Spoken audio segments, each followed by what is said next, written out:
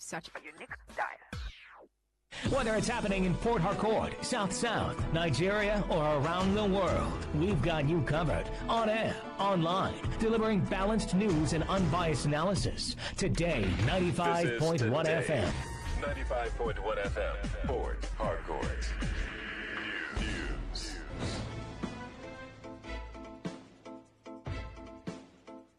Thank you for joining us.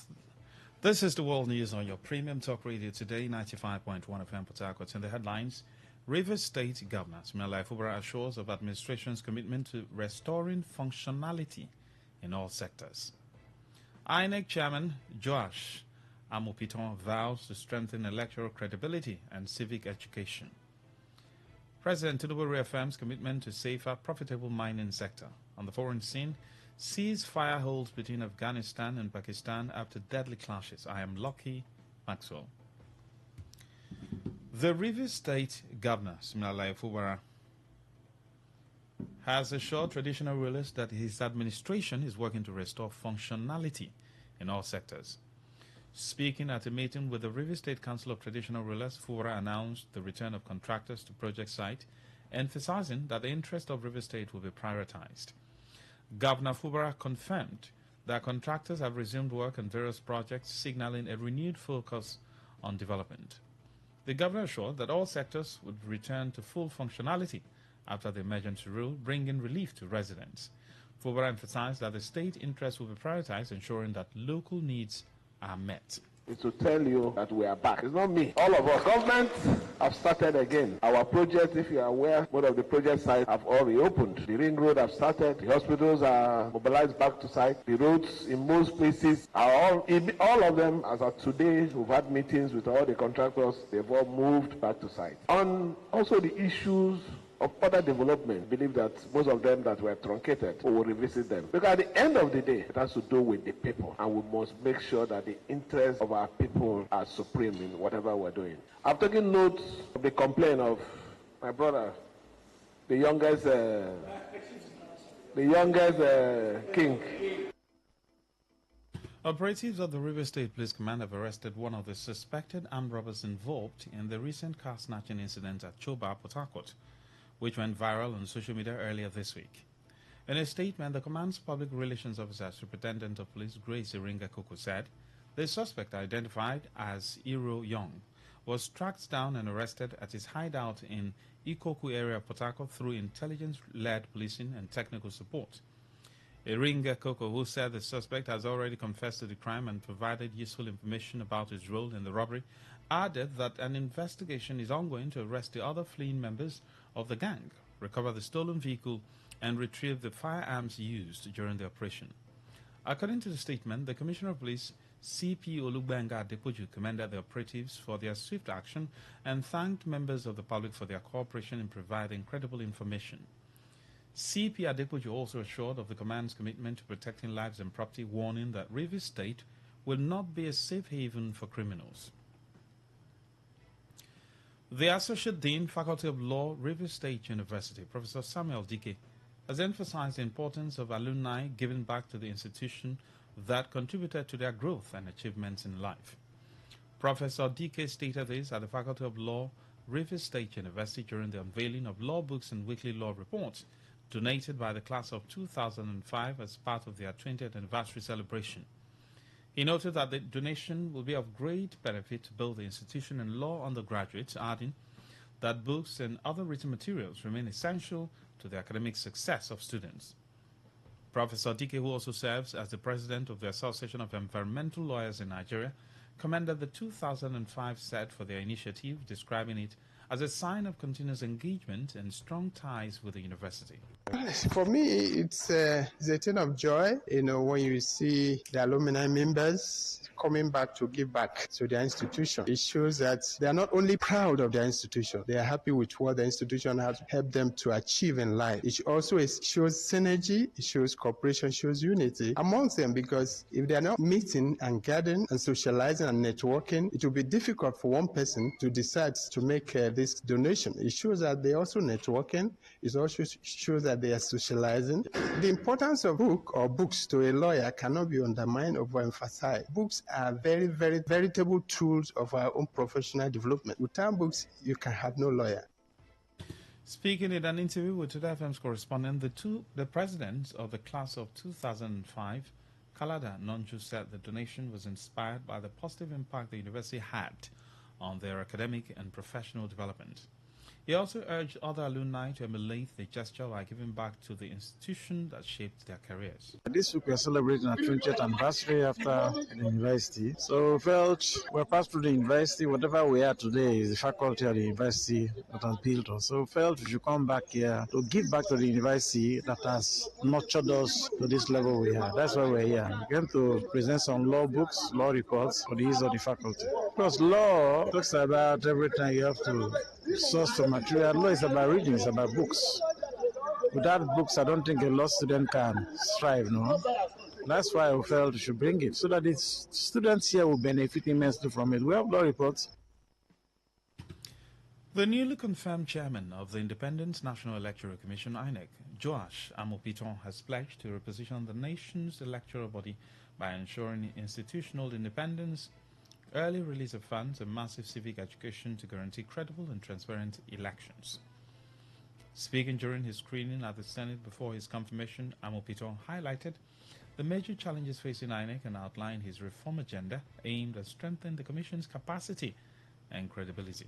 I have not taken over to know the nitty-gritties. I want to say from past experience, although it has been legislated that funds should be released at least a year before the election. But you find out that this does not come in time. And then the envelope system will make the institution to be constrained financially. And then there's sometimes what we call ignorance of authority and power. The Constitution has granted you autonomy, but it's possible you are even ignorant of the autonomy. So we will look at the spirit and the letters of the Constitution as well as the laws made by the National Assembly. Use our knowledge to ensure that INEC is independent.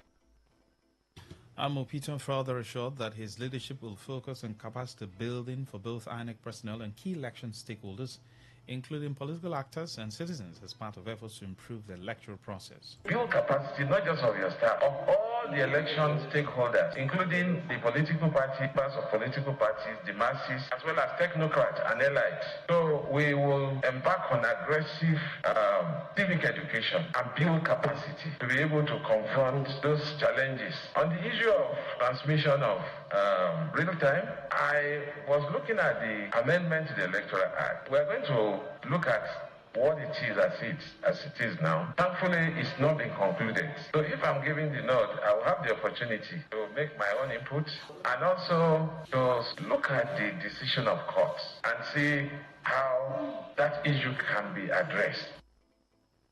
You're listening to the World News on Today 95.1 FM Port Harcourt. We'll be right back after this short break. Every day, every hour, when the big stories break, depend on our 24-hour news team to bring you the latest. Today, 95.1 FM. Thanks for staying with us. Now, the rest of the news. President Bola Tinubu says Nigeria is blessed with abundant solid mineral deposit and should not remain impoverished. The president made the remarks at the 2025 Nigeria Mining Week held in Abuja. Represented by the Secretary to the Government of the Federation, Senator George Akume, Tinubu said Nigeria has no reason to be poor, given its abundant resources and talented people. Describing the Nigeria Mining Week as an emerging global forum generating ideas to guide the nation's journey towards economic renewal through investor and company collaboration, Tinubu assured that the federal government remained committed to ensuring that mining areas across Nigeria are safe for all stakeholders, including investors, workers, and host communities. He noted that Africa held about 30% of the world's known mineral reserves and significant deposits of the critical minerals driving the 21st century global economy. The Nigerian Financial Intelligence Unit, NFIU, has declared that cash above $10,000 must be declared by air travelers at international airports at the point of checking into aircraft. This was revealed in a statement by the Nigeria Customs Service, NCS, while announcing a partnership between it, the Economic and Financial Crimes Commission, EFCC, and the NFIU to reinforce Nigeria's anti-money laundering and counter-terrorism financing framework. While quoting the Deputy General Manager, Currency Operations Department, Moritola Mohammed International Airport, MMIA, Mariesta Eworitse, who spoke on behalf of the unit at a 2-day capacity building workshop in Lagos.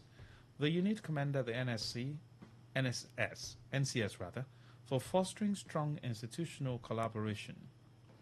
Eworitse disclosed that joint intelligence operations had recently uncovered suspicious cash movement, including a case involving over $6 million at the Lagos airport. The Assistant Controller General of Customs Zone A, Mohammed Babandede, who represented the Controller General of Customs, Adelwale Adeneye, said, the initiative underscored the importance of interagency collaboration in combating money laundering and terrorism financing. ACG Babandede noted that interagency collaboration remained a key policy focus of the Controller General's administration, adding that such partnerships had contributed significantly to national security efforts.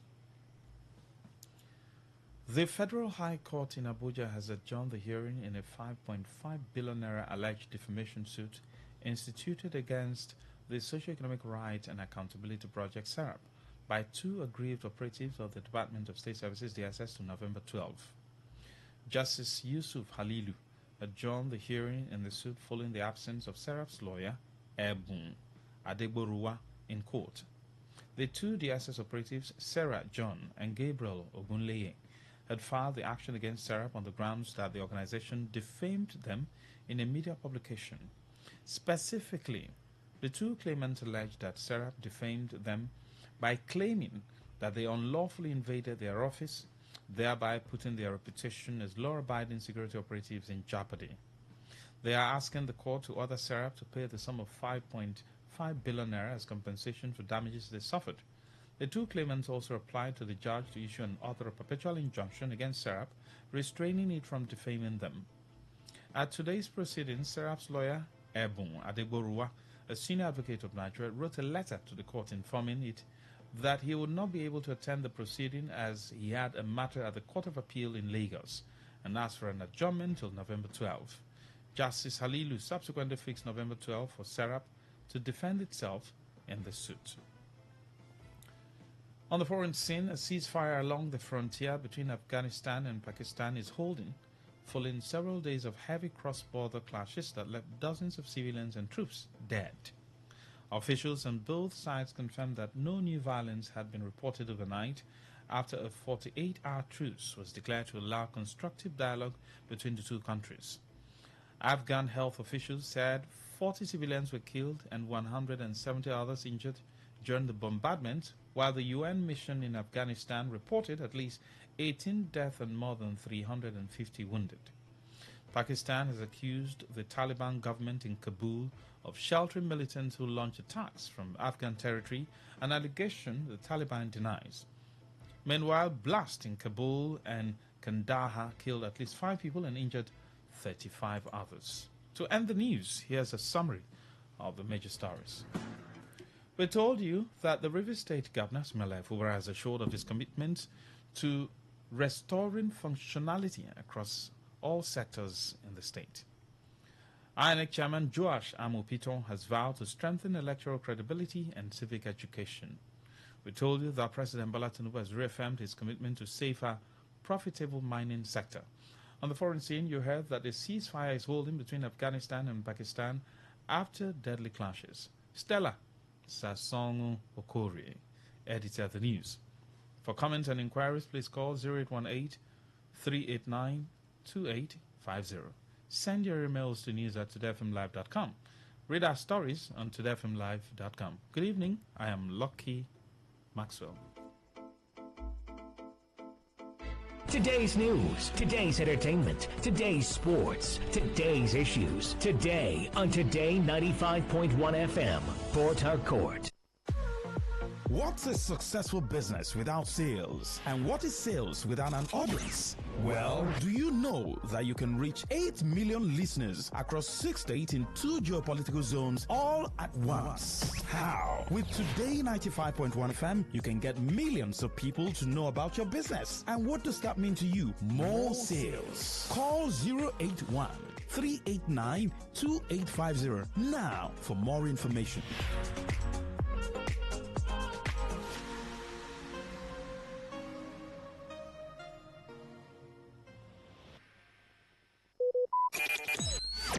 Talk radio. I listen to a lot of talk radio. 95.1 FM. Feel the magic in the air. Magic system. Red one, show key.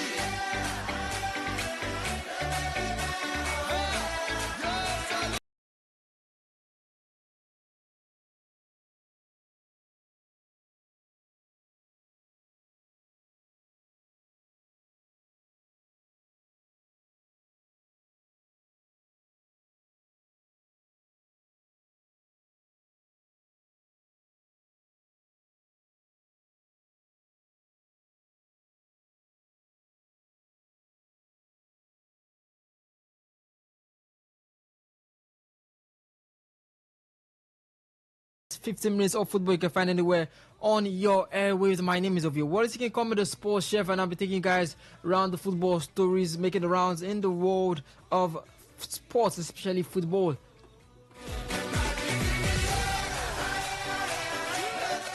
Alright, we kick things off with the women's as a Super Falcons striker Esther Okoronkwo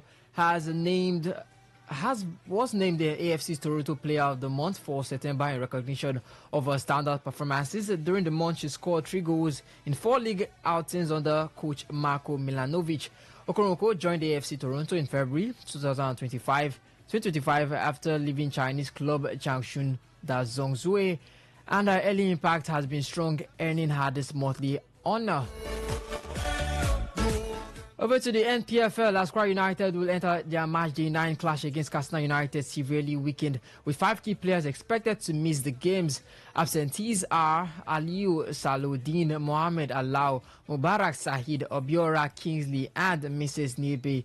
Alao and Sahid are down with malaria, while Saludin is injured, and Kingsley and Niebe are recovering from unspecified knocks. Despite the injury crisis, the Harmony Boys aim to build on their recent 1-0 away draw at Wiki Torres as they host Katsina United at the Rashidi Yekini Stadium in Ilorin.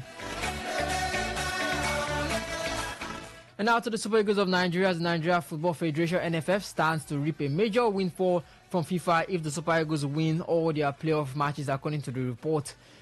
Each victory in the World Cup playoffs is valued at $1.938 million, while a draw attracts $1 million.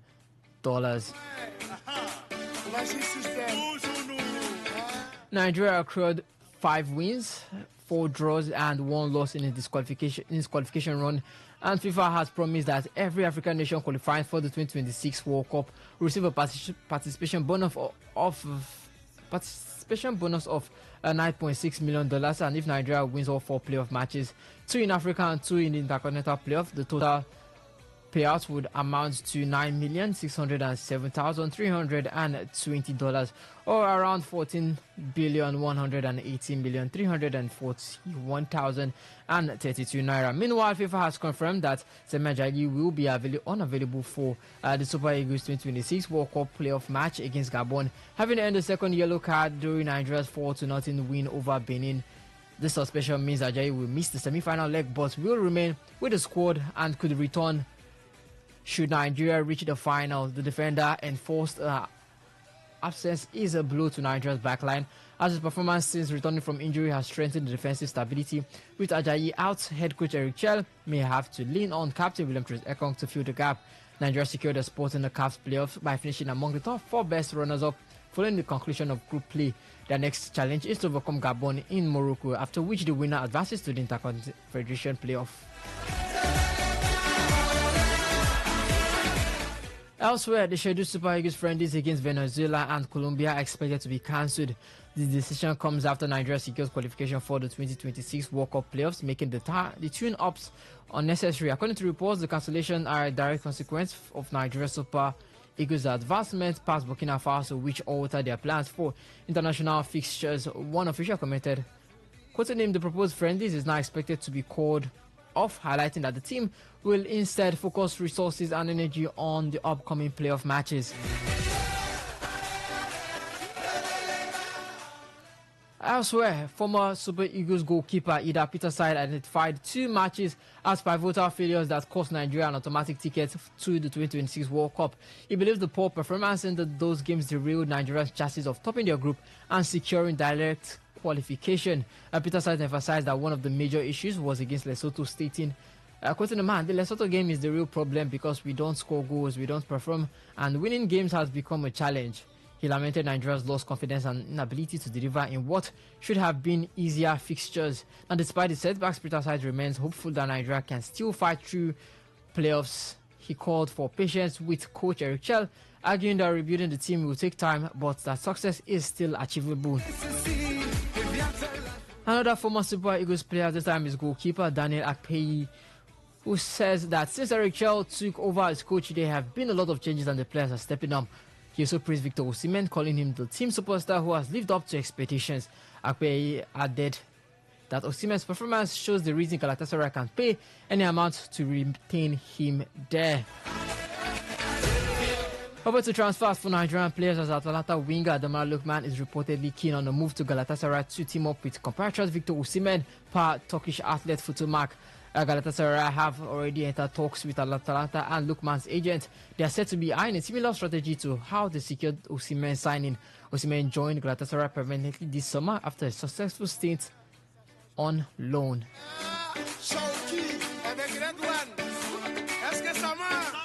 Still in Africa, as Burkina Faso defender Steve Yago has strongly criticized CAF and FIFA after Nigeria clinched a playoff spot ahead of his country in the 2026 World Cup qualification. He questioned how Nigeria progressed despite not beating Zimbabwe and wrote, quoting the man, "Honestly, it's strange you win your matches against the weakest team in your group, yet Nigeria is ahead of you.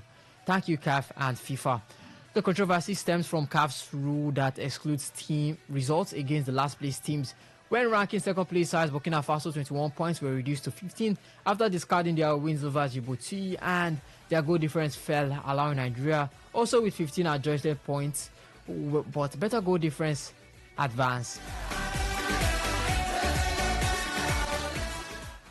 To other age grade competitions, as the FIFA Under-20 World Cup, Morocco has made history by reaching the Under-20 World Cup final for the first time ever, clinching their spot after a dramatic 5-4 penalty shootout win over France.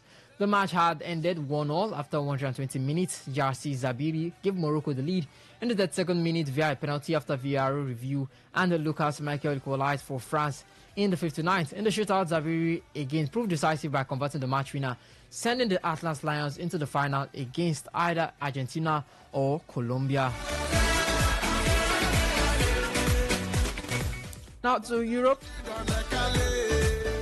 as football pundit Shaka Hislop has cautioned that Portugal cannot lean on Cristiano Ronaldo in the 2026 World Cup knockout phases. He noted that while Ronaldo may still reliably perform in qualifiers at the World Cup, in the knockouts, he is the guy who you rely on to pull you out of the fire. I'm not so certain he is still that person. His warning comes after Ronaldo, now 40, scored a brace in Portugal's 2-0 draw with Hungary in the World Cup qualifiers, a result that underlined both his enduring scoring ability and team's inconsistent performances. Historically, Ronaldo has never registered a goal contribution in 8 World Cup knockout appearances, reinforcing his Hislop's concerns.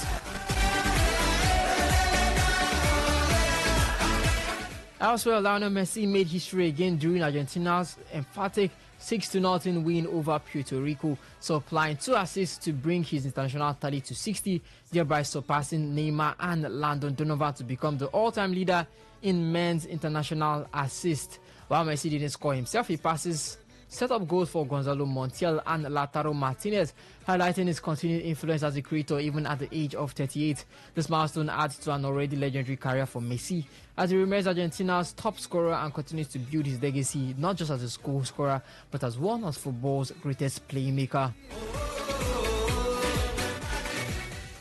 And to end things, as Barcelona legend Gerard Piqué says Neymar might have won the Ballon d'Or if he had stayed longer at Barca, arguing his 2017 move to Paris Saint-Germain hurt him. Piqué revealed he and others at Barcelona tried to convince him not to go. They did everything possible, but Neymar didn't listen and left nonetheless. Despite missing out on the award, Piqué maintains Neymar deserved a Ballon d'Or across his career, though the timing and the club switch may have derailed that possibility.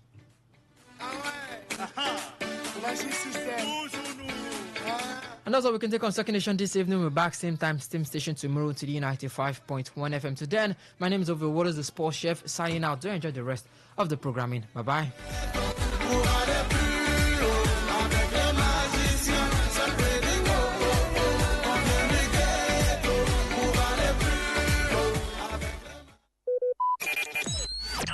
Talk radio. I listen to a lot of talk radio. 95.1 FM. What's a successful business without sales? And what is sales without an audience? Well, do you know that you can reach 8 million listeners across 6 states in 2 geopolitical zones all at once? How? With Today 95.1 FM, you can get millions of people to know about your business. And what does that mean to you? More sales. Call 081 389 2850 now for more information.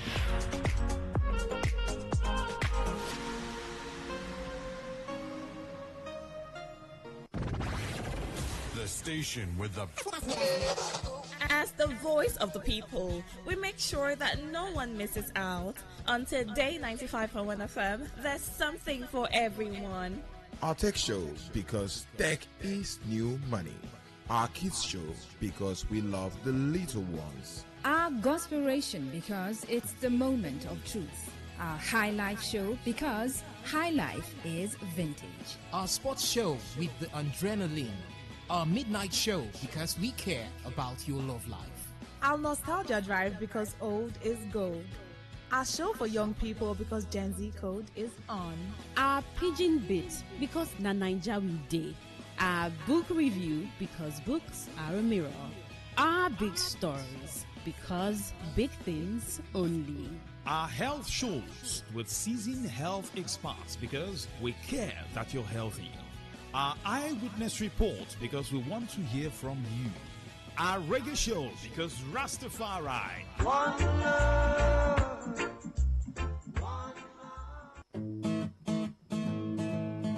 You may not realize it, but do you know you can always show your love for others with simple gestures? Here are some of them. Always look for the good in people. There are 2 sides to every story. We have our good and bad sides. So, look for the good in people. Focus on people's potential. Everyone has potential. So, rather than put them down, help them realize it. Choose to love. If you're given an option between giving love and receiving love, choose giving, because that is a more practical choice. Treat everyone as equals. This means letting go of all the prejudice and partiality. See people for who they really are, not their jobs, not their apparels or bank accounts. If everyone does this, then the world would be a better place. Love yourself. You cannot give what you don't have. So, before you try to love other people, love yourself first. Forgive. We all make mistakes. So, whether it's a family or a stranger, the best way of showing love is forgiveness. Everyone deserves a second chance. Show compassion. Care for other people. Care for what they are going through. Do what you can to help. Give back to the community. Remember that a single drop of water can cause countless ripples. That donation, no matter how small, can inspire others to do the same. Smile, even to strangers. Remember that you're never fully dressed without a smile. So, do not underestimate the power of a smile. Not only does it lighten up your face, it will also brighten up another person's day. Be the spark of positivity you want to see. When you smile, the whole world smiles with you. This message is brought to you by Today 95.1 FM, the voice of the people. All right, all you need to know about this one is that 95.1 FM? Such a unique dial.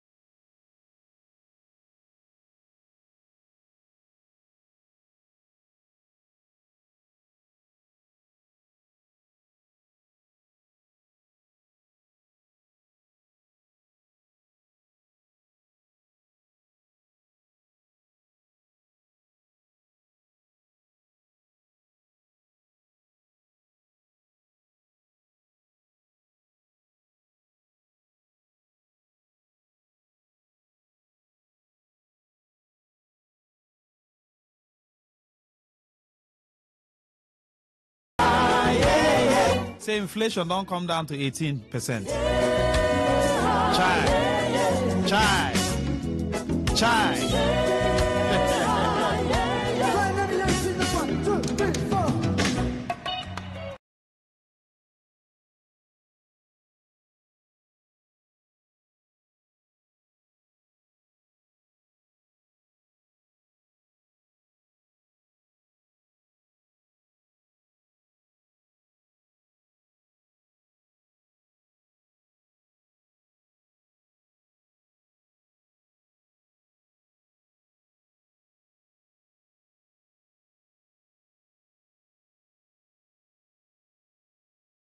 Like inflation, how? Chineke, Jesus, how?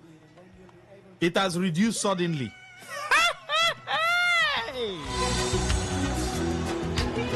Chai. Let me enjoy the music.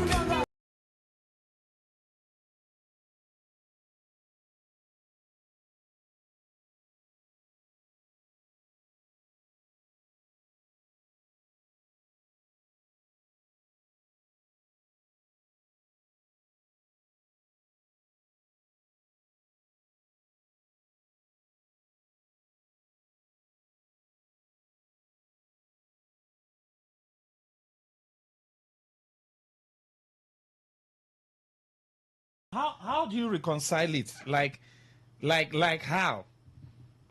Eh? Ladies and gentlemen, inflation suddenly came down. Che.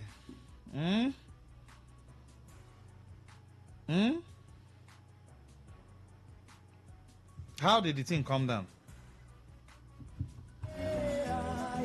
That's what I'm shouting on. 18.02% in September compared to 20.12% in August 2025. The thing is just coming down like that. Please make it make sense to me. That's why I'm shouting this shout. Yay! Yay!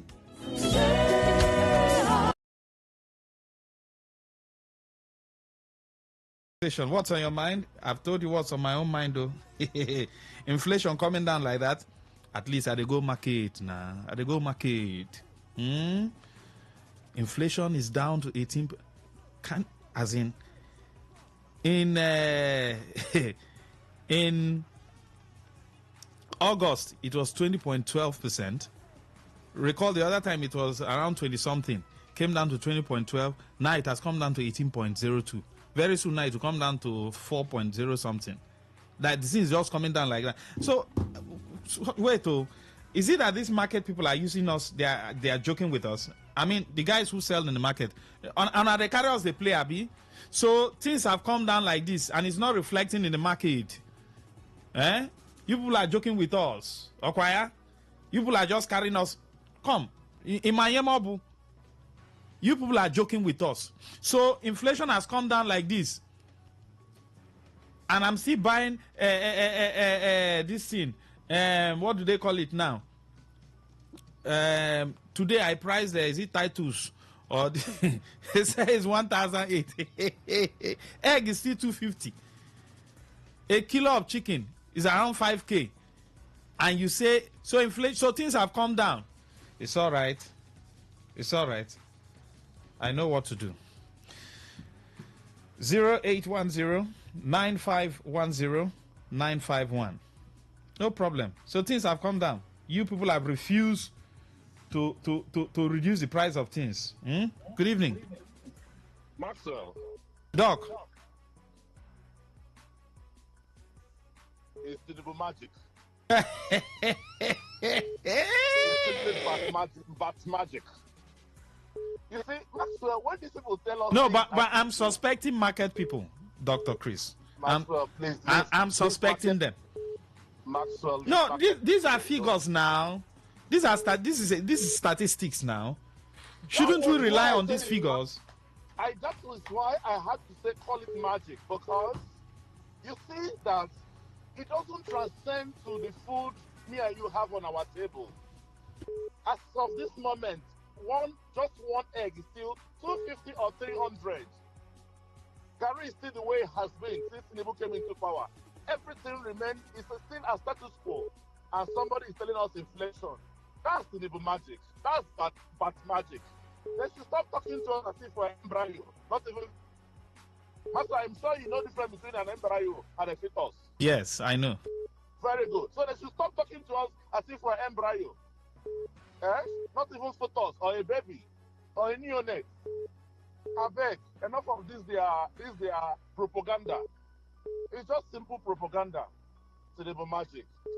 Maxwell, just leave this paper, I beg. Thank you, Doc. All right, what's on your mind? 08109510951. Yes, go ahead. Good evening. Good evening, Lucky Maxwell. Choi! Choi! Choi! Lucky Maxwell. Choi! Choi! Well, better follow you, Lucky Maxwell, better follow you shout. Once in Nigeria here, First Lady, Patient Jonathan, told us something. That is God to no let you waka come. That is God you. That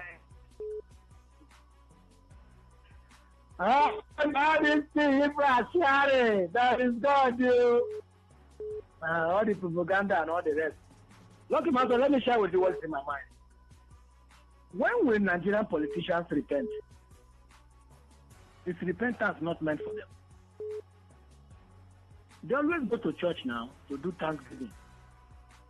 They pledge money, give 200 million, 100 million, 50 million. There are no hospitals. Our children are sitting down in our public schools. No teachers. Record shows that River State government carried out an assessment and it was confirmed that Nigerian schools need not 80,000. The president got assessed was needed. Nigerian people change from their and do things. All right, thank you. Thank you very much. All right, good evening. Hello. Yes, good evening, sir. Yeah, man of the people. I greet you, sir. You will live long. Amen. What's Nachi? Go ahead, sir. Please, I have one question for this people, this government. How much is a liter of fuel, Maxwell? Do you know that fuel has increased? Day for is about fuel 885.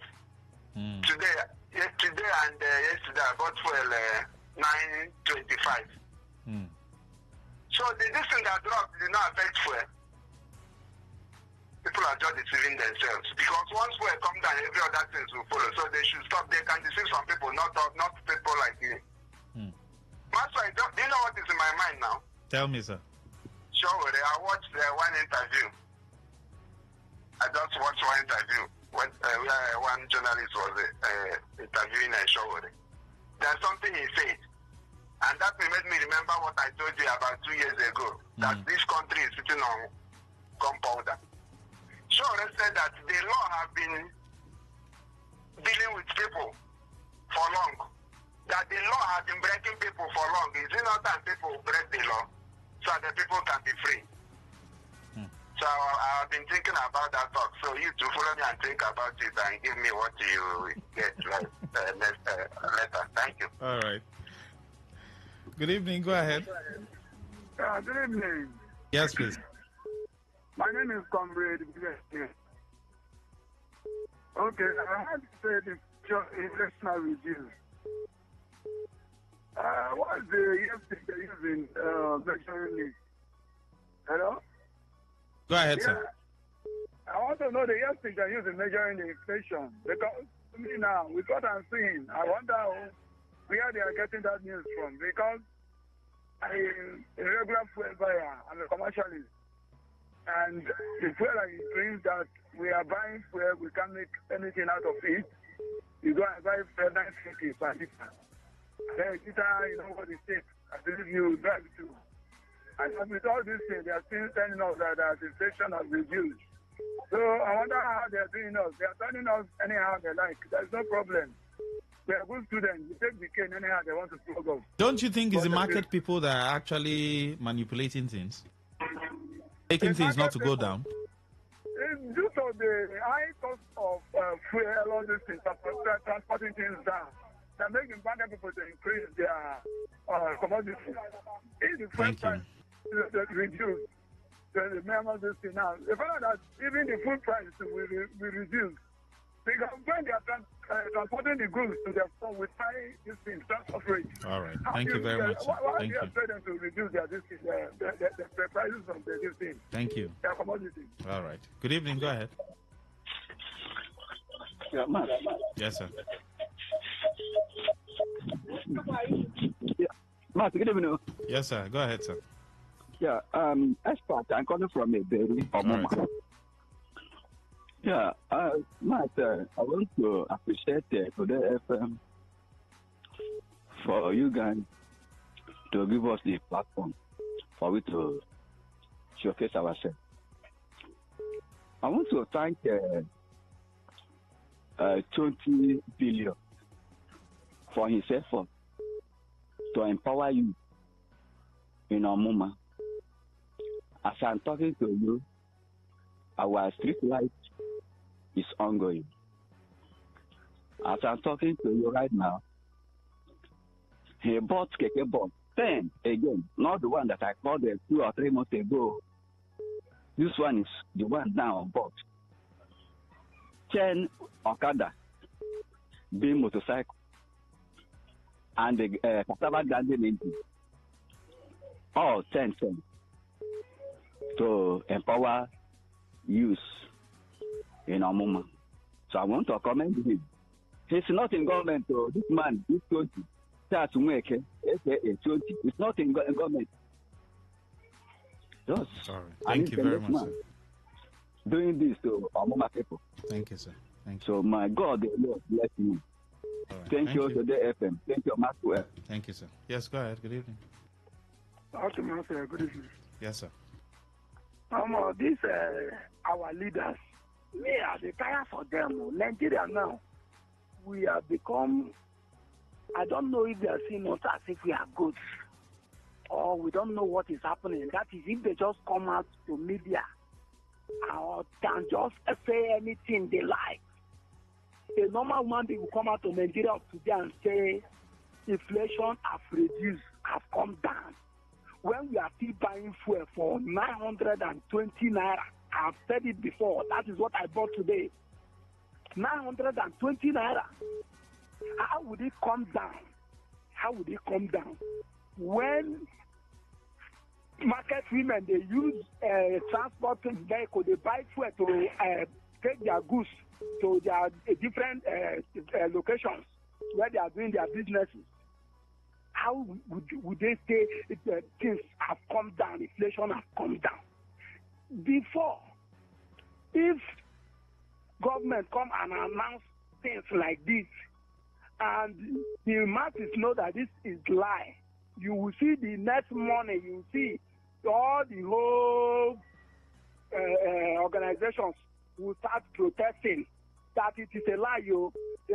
Now they have hijacked everywhere. Nobody is protesting against all this their propaganda, lies up and down, 419 Yahoo government. Don't use some certain words, sir. Just face the issue and leave out the names, please. Mr. Lucky said, what's on my mind is Justice Omotosho of the Federal High Court, Abuja. Is he the only judge of the Federal High Court in Abuja? Every single case at Abuja must be in his court. Why? I hope it's not what I'm thinking. Another thing on my mind is the wave of defection by PDP governors. My advice for PDP, ADC and Labour Party is that they should come together and form a strong coalition and present one candidate against APC. If not, they won't unseat Tinubu in 2027. Hello, Maxwell. The Bayelsa State governor defects. No, he didn't defect. He has resigned first. Kudos to the governor. I want to appeal to FCT minister not to defect, but to help build the party until 2031 when he will be contesting for president, Barrister Hudson. All right. What's on your mind? Please join the conversation. Good evening. Go ahead. Good evening, Master. Yes, please. How are you? Go ahead, sir. Great. Okay. This inflation they are talking about, I don't know where they get the statistics. As a farmer, I do poultry, and one bird, as I'm talking to you now, a day-old bird is over 2,000 naira. So how come? Meanwhile, this bird will buy 180 naira, 200 naira, 250 naira. Now 2,000 plus, and they are telling us that inflation is low. Okay, it's just that they have they don't take us serious anymore. It's citizen, they don't take us serious. They wake up one morning and say one thing, and nothing happens. They keep saying it, and they keep talking. What this government is doing is evil. They are liars. No, I said don't use such words, sir. Okay, I withdraw it. Go ahead. But it's annoying. It's annoying. We go to the market. You don't blame the marketers. Okay, diesel. How much is diesel? Diesel is 1,000 plus, 1,050 naira. Well, diesel was 200 naira before, 220, 240. All right. Thank you very So much. who are they deceiving? Thank you, sir. These people are making people angry. What kind of comment is this? Please don't be angry. Don't be angry, sir. Don't be angry, please, sir. Please, Biko. Sorry, sir. Don't be angry. We have a practice in Nigeria of keeping prices high even when circumstances change. You don't see that in the US. No proper regulation here. Any little thing you see people jack up prices. You see it happen in the oil sector a lot, but also in other commodities. Everyone is looking at the federal government now. What are the state governors doing? Look at River State. What is going on? No serious governance. People keep complaining. Flat earth, thank you. Flat earth. When it comes to regulation, don't compare US and Nigeria. Nigeria, they subsidize anything. But US, they subsidize things. Yeah, they subsidize anything. No, was it not first 29 May they remove subsidy? Everything you have to pay for it now. Subsidy is part of government. So don't compare US and here. Agricultural produce over there, they subsidize. You don't know. The free school where they go, you know, it's in a subsidized school. The free PhD that you're going to do there, and the free MSc, fully funded. Who they fund them? Where they say fully funded, and you are going there to do it for free. You just pay your transport to go and then small other things. The other money, who they pay them? You know, it's a government. Yeah, government, they pay for anything. Free PhD there.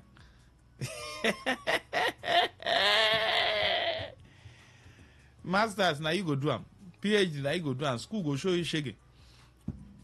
Is it not graduation? They say people should pay until people started talking and I say reduce to 6-something thousand. Okay. You want to graduate in the US university, you pay $60-something thousand. Now that's equivalent now. Did anybody force your naira to be weak? It's supposed to be an equivalent. How do you pay $60-something thousand to graduate? Does it happen anywhere? Mbanu, let me take more message. Mr. Max, I want to buy Louis apple, and I asked the lady whether it's 50 naira because inflation has come down. But she refused that the price is still 200 naira. I don't know when we will see the effect of the inflation. United Fashion Design. I bought two now. I bought two Louis Fufu. It's still 200 though. I bought it though. 2 or 3? Yes, it's 200. Max, they're giving you the result. If you don't like it, go to court. It's all right. I'm heading to court right now. Okay, Mr. Good News. Yeah, you don't have anything in mind. Good evening. Hello, good evening, Mr. Max. Go ahead, sir. You know, thank God I'm enlightened and I listen to your programs. If not, I feel quarrel my wife. You know why? Because I hear the inflation has gone down to 18%. 6 successive months. I've been how many successive months? No, don't quarrel how? No, I said, thank God I'm enlightened, so I will not. Because I know that is just somebody falsifying figures to make things look good. When in reality, we are having deterioration. Do you know, to cook a pot of soup now, let me just take for instance, native soup, the one you use offer in cooking. for husband, wife, and 2 children. The average, as in the average you can use to cook that kind of soup is 10,000. I'm talking about you are managing, no. Managing, no. That one, you know what? Yes. You know what seafood inside, I go to the market every day. I can challenge anybody, anywhere. Mas, I believe you. I don't doubt one bit like this. Because now, see, because we are enlightened, that's why we are not quarreling. Otherwise, do you know a cup of thickener, that's ofo that we use in cooking? If you buy 15 naira ofo before, you will cook miniwiri for the whole village. Now, to cook for husband, wife, 2 children, the offer you will need is nothing less than 600 to 700 naira offer. Original one, no, not those ones they used to mix. You never add something, say that soup no go last long. 2-3 days, you don't finish. It's okay if they are doing their thing, but this one they are not coming to falsify figures. Come make happy marriages and come they get problem because husband goes out to the that and wife. It's not good. Let them just do their thing and leave us now. Let's manage ourselves. I'm just seeing fuel this evening, 9:20. So somebody goes to the market, buys these things, and transport himself. Drivers, them as they come back, they carry the goods, they come. They go add their own this thing because driver go pay aside the fuel. You go pay police over for road. Let's not lie to ourselves. They are there. They are taking money from drivers. No matter how the police come and make it look. These guys are paying. So let God help us. May they leave us, I beg. Thank you. It's well. Have a nice evening. You too. All right. Thank you very much. A cup of melon now, hand peeled. Hand peeled. That's one I usually use in cooking. Hand peeled melon is 800 naira. 1 cup. How many cups do you want to use in cooking for husband, wife, and 2 children? You use averagely 3 cups of melon. That's how much? Close to 3,000. Is that not so? You use a kilo of chicken. 5,000. 8,000 don't go. You've not bought fish. Now, usually I do small, tomato and all that to add to my melon. My brother, left eat. Let us go. Demanding tuition payments in foreign currencies as one of the major leakages, weakening the national economy, calling the practice a dangerous economic loophole that fuels naira depreciation. A professor of logistics and transport at the Federal University of Technology, Akure, in Ondo State, Mobolaji Stevens, has said that the huge sums of money spent by Nigerians on foreign education are contributing to the continuous depreciation of the naira. The National Association of Nigerian Students has issued a 7-day ultimatum to the federal government and the Academic Staff Union of Universities to resolve their ongoing dispute and prevent another strike action that could disrupt the nation's academic calendar. The Gombe State Coordinator of the National Youth Service Corps, Chinwe Nwachukwu, has urged corps members to remain patriotic and uphold the ideals of national unity and service as they begin their 1-year primary assignments across the state. Now, on the foreign scene, the government of Albanese in Australia has reportedly introduced legislation to strengthen integrity in the country's international education system, including new powers to ban commission payments to education agents for onshore student transfers. Today's news in 60. Unleash the power of the airwaves with the ultimate radio experience. Tune in to Today 95.1 FM, the voice of the people. Don't just listen, immerse yourself. That is 100% true.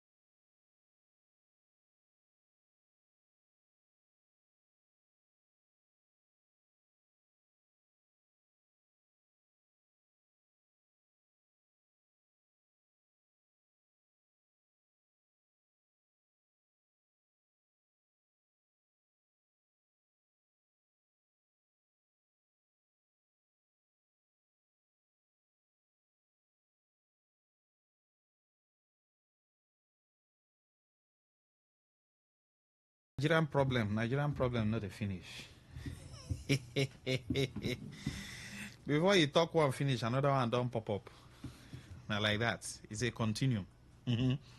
Nigerian problem now luta continua. You know why? We indirectly support this massive looting. I was watching something on TV and nearly shed tears.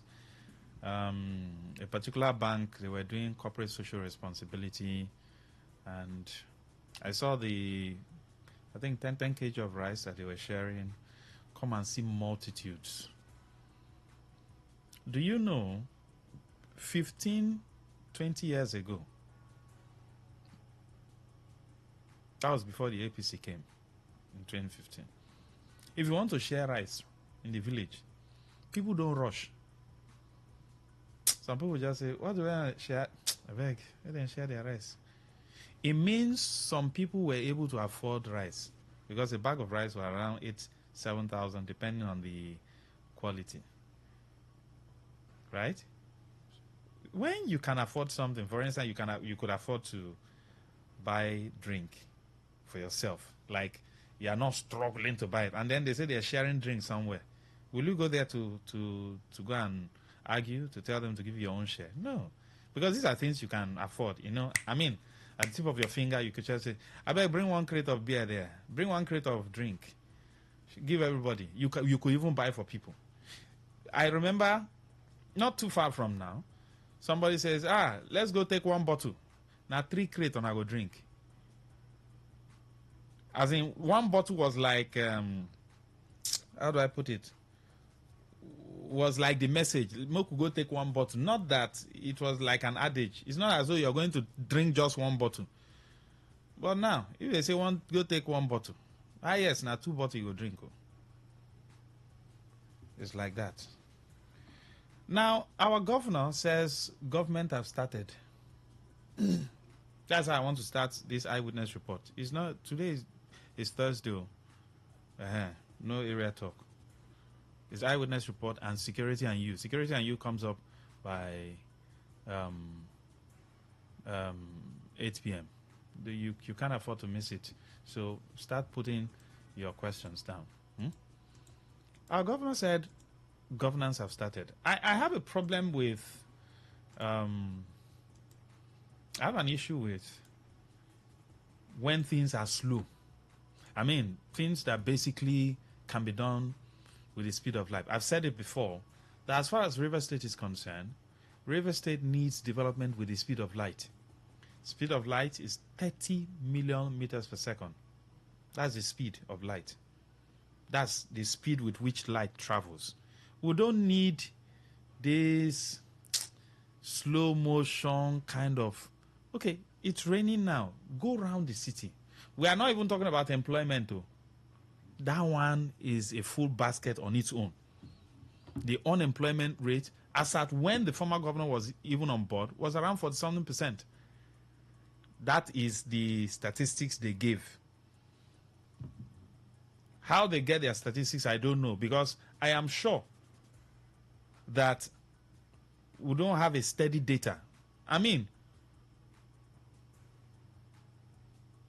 if we say bring the data bank is supposed to state the number of children who are born today, male and female, the families they were born into.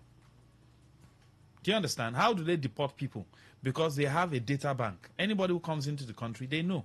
Anybody who goes out, they know. Here, how many people came in? You don't know. How many people went out? You don't know. Now, some people did signing out recently from Uniport and some other schools, right? Now that they've done sign out, I think the other time they did convocation or so, those number of people, do they have jobs? Is there a job waiting for them? How many of them don't have jobs?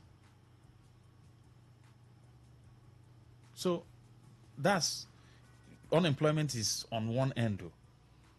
We are just talking about a part of infrastructure, which is the roads. Make we see road so that even if people can't eat, at least let them walk on good road. Not that they have not eaten, they will now be marching poto. So the governor said governance have started. Is that not so? That's what he said. Let me play it now. So you won't say I'm making it up. Is to tell you that we are back. It's not me. All of us. Government have started again. Our projects, if you are aware, most of the project sites have all reopened. The ring road have started. The hospitals are mobilized back to site. The roads in most places are all of them, as of today, we've had meetings with all the contractors. They've all moved back to site. On also the issues of further development, believe that most of them that were truncated, we will revisit them. Because at the end of the day, it has to do with the people, and we must make sure that the interests of our people are supreme in whatever we're doing. I've taken note of the complaint of my brother, the youngest king now. That deal that the same, they say government don't start. Ngbanu. Send in your request now. Government have started. I'm not the one who said it. You heard it from the governor. No? That is our daddy. Government have started. And there's so much money to fix everything. Now, nobody should come and tell me, government will count one before count two. Auntie, brother, in 30 seconds, I can count 1, 2, 3, 4, 5, 6, 7, 8, 9, 10, 11, 12, 13, 14, 15, 16, 17. I can count like that. I can also decide to count 1. I will paint my mouth. 2. I'll do. Choy. Let me stretch my body. I do 3. Time is going on. I'll do 4. I say, give me water to drink. I count 5. Somebody has counted almost 500. So it depends on how you want to approach things. Eneka Rukboku Road, Daddy Sim, is bad. Cornerstone Road, Daddy, it is bad. I want to come down now. I don't want to speak English today because Daddy say government have started. If government have started, government should move with the speed of light. Cornerstone Road, Ibadamba. This Choba, Pyong to Zoba, past the part of the ring road, going to Cornerstone area, all those areas, get to Dominion City, Ibadamba. Daddy can hear me now. You say government don't start. It don't start though. It don't start. Ikweremgwo, Umebulu Road, Badamba. You drive from Tank. Before you get to the bridge, that's the Eleme Junction Bridge. That road leading to Igboeche, Badamba. The whole of oil mill, dirty. Dirt have taken over. Grasses, some people are pooing everywhere, urinating. 6, 7 p.m. Agburu. That deal. Taxi drivers have been complaining that Agburu have been disturbing. In fact, we see them now. Government have started. That is Simo.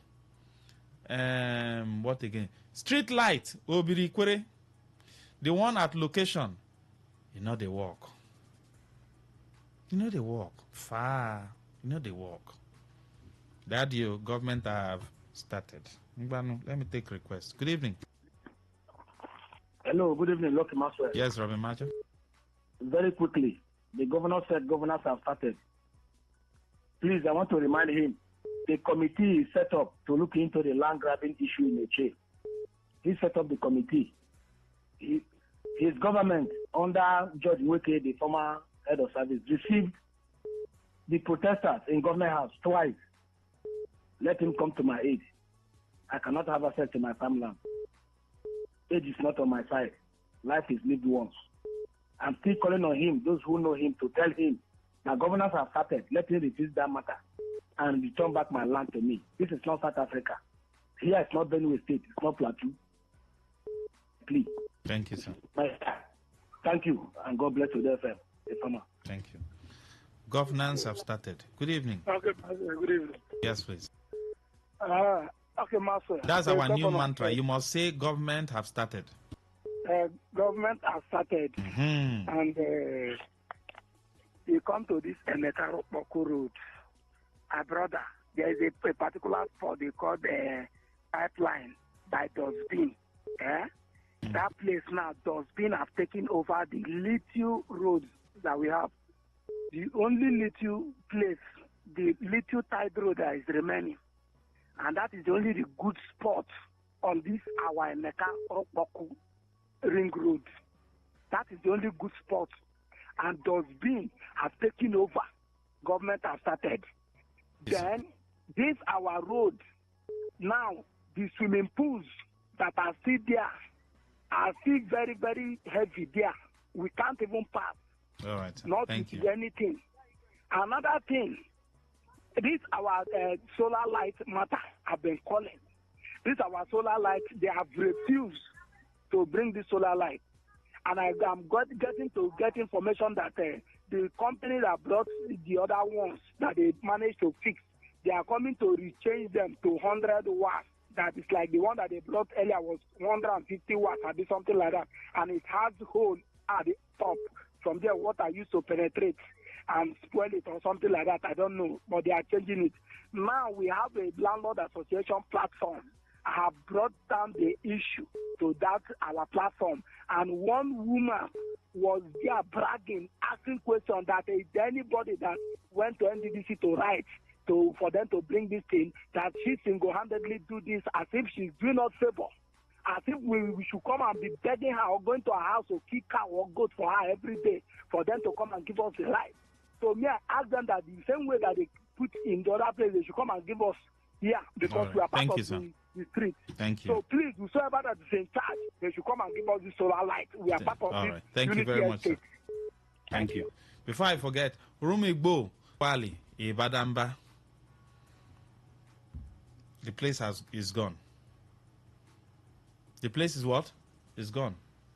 If I remember anyone I remember, I will just say it. Government have started. Good evening. Good evening, Master. Yes, our mantra is now what? Government have started. Go ahead. Government have started. I beg. Government should remember inside oil mill mine. That place that connect oil mill to Ibueche Junction. Oh boy, that one deep valley. It's not that one not be say road, but down by again. That one a valley. Government have started. Governor should remember Eleme Junction, Ibueche Road, that they just repair the pothole before, and it's after the rain is going to award the contract. The road is those places that they repair is failing seriously. Igbeche, Eleme Igbeche Chokocho Road is that one not being Badamba again, no, that one and Badamba. So government have started. Let him please come to our head. All right. We are suffering. We that live in these houses, we are suffering. You want to go out between Igbeche and Toeleme Junction, you go spend almost 3 hours some days. Thank Some you, days. sir. Thank you. Say people go even drop, take leg, they work out as if revolution has come. Thank you, sir. So let him help us. Thank you and God bless you. All right. Please keep the calls coming in. Government have started, in case you don't know. Yes, good evening. Hello, good evening. Yes, welcome, sir. My name is Innocent. I'm calling from Port Harcourt. Innocent, what is our mantra? Yeah, government has started. Please, the governor should look at pensioners. Pensioners, they are aging. Most of them have died. So those ones that are still surviving, God have helped them. So they should provide them with their money, their pension, their gratuity. Please, government has started. Please remember the pensioners. Our aged fathers and mothers. Please, government have started. Please remember them. They are dying. Most of them are praying. Thank you very much. Innocent is my name. Thank you, sir. Good evening. Maxwell. Welcome, sir. Governance has started. Governance has what? Started. Maxwell. Have you been through Airport Road? This Ubirikwere OPM Airport Road of late? Okay. I don't know where to start from, but I know that the most dangerous part of it is that SAS Junction. Around that SAS Junction. That place is a death trap. But apart from that, as you are counting, from Ubirikwere Junction by NTA Road, just going down, even close to after OPM, after the, what is it called now, the C4I going down, man. You are driving as if you, I don't know how to put it, like a frog. You are jumping potholes. You are trying to dodge potholes from one end to the other. So since governance has started, which is a good thing, we should look into that place. Especially that place, that's Airport Road now. That's what is it called now? That's where most people are coming to the States. That place is very exposed. So they should do something about it and put it in order. Governance has started. Thank you, Max. I did hear it. Thank you, sir. All right, this one says, I doubt government have started. Where are the commissioners who should have these delegated responsibilities? If the governor can do it alone, he should start doing it. Let us see. Even Attorney General we don't have. The governor can't do that job. Employment is another big issue. Vacancies in the civil service, but River State government have refused to employ, but everyday biometrics. Why won't there be ghost workers? It's a pity. Flat earth. Now, when it comes to commissioner issue, you have permanent secretaries, right? You have directors in the ministries. We can't wait for commissioners to be nominated before they will fix things. So, Mbano. You can't tell me to be hungry and there's food in government house, make a no chop because commissioner know they. For what? Do you understand? Governance have started. What I want to see is the fact that government have started. Like I'm mentioning all this is in now, all these areas now. This one is just road though. We're not talking about employment. Employment has to do with government employing and government bringing in private sector. You know, when they were doing state of emergency, they didn't know what they were doing. It is a tag. If your papa or your mama na thief for village, do you know, even if they later forgive them, each time your pastor say, "Nine picking be that." Hey, ooh, that man now will be thief. That tag alone. You have to work extra hard for people to start identifying with you. If people see their children with you, they say, where did they go find for that boy house? That boy went papa na thief. You don't know? So, the governor said government have started. I don't want to come from a location and then I'll now get to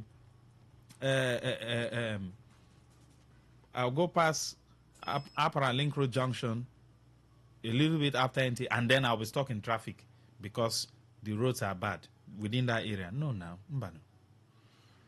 Cornerstone Road, government have started. And Ekarupoku Road, government have started. So we can't wait for commissioners. The governor, I said it, 3 times 10 raised to power 8. That's the speed governor needs to work with. Can't wait for commissioners before they will now do sharing. Na me go bring na this. Then we no go work out for better road. We go match poto. No, it's called model. I'm only using that local language so everybody would understand. Sometimes people grammar self no good. His Excellency, since governance have started, please, we are passionately begging you to look into the matter of the 217 lecturers who were unlawfully sacked from Kempoli, who went to the National Industrial Court and obtained a valid court judgment, but have not been reinstated.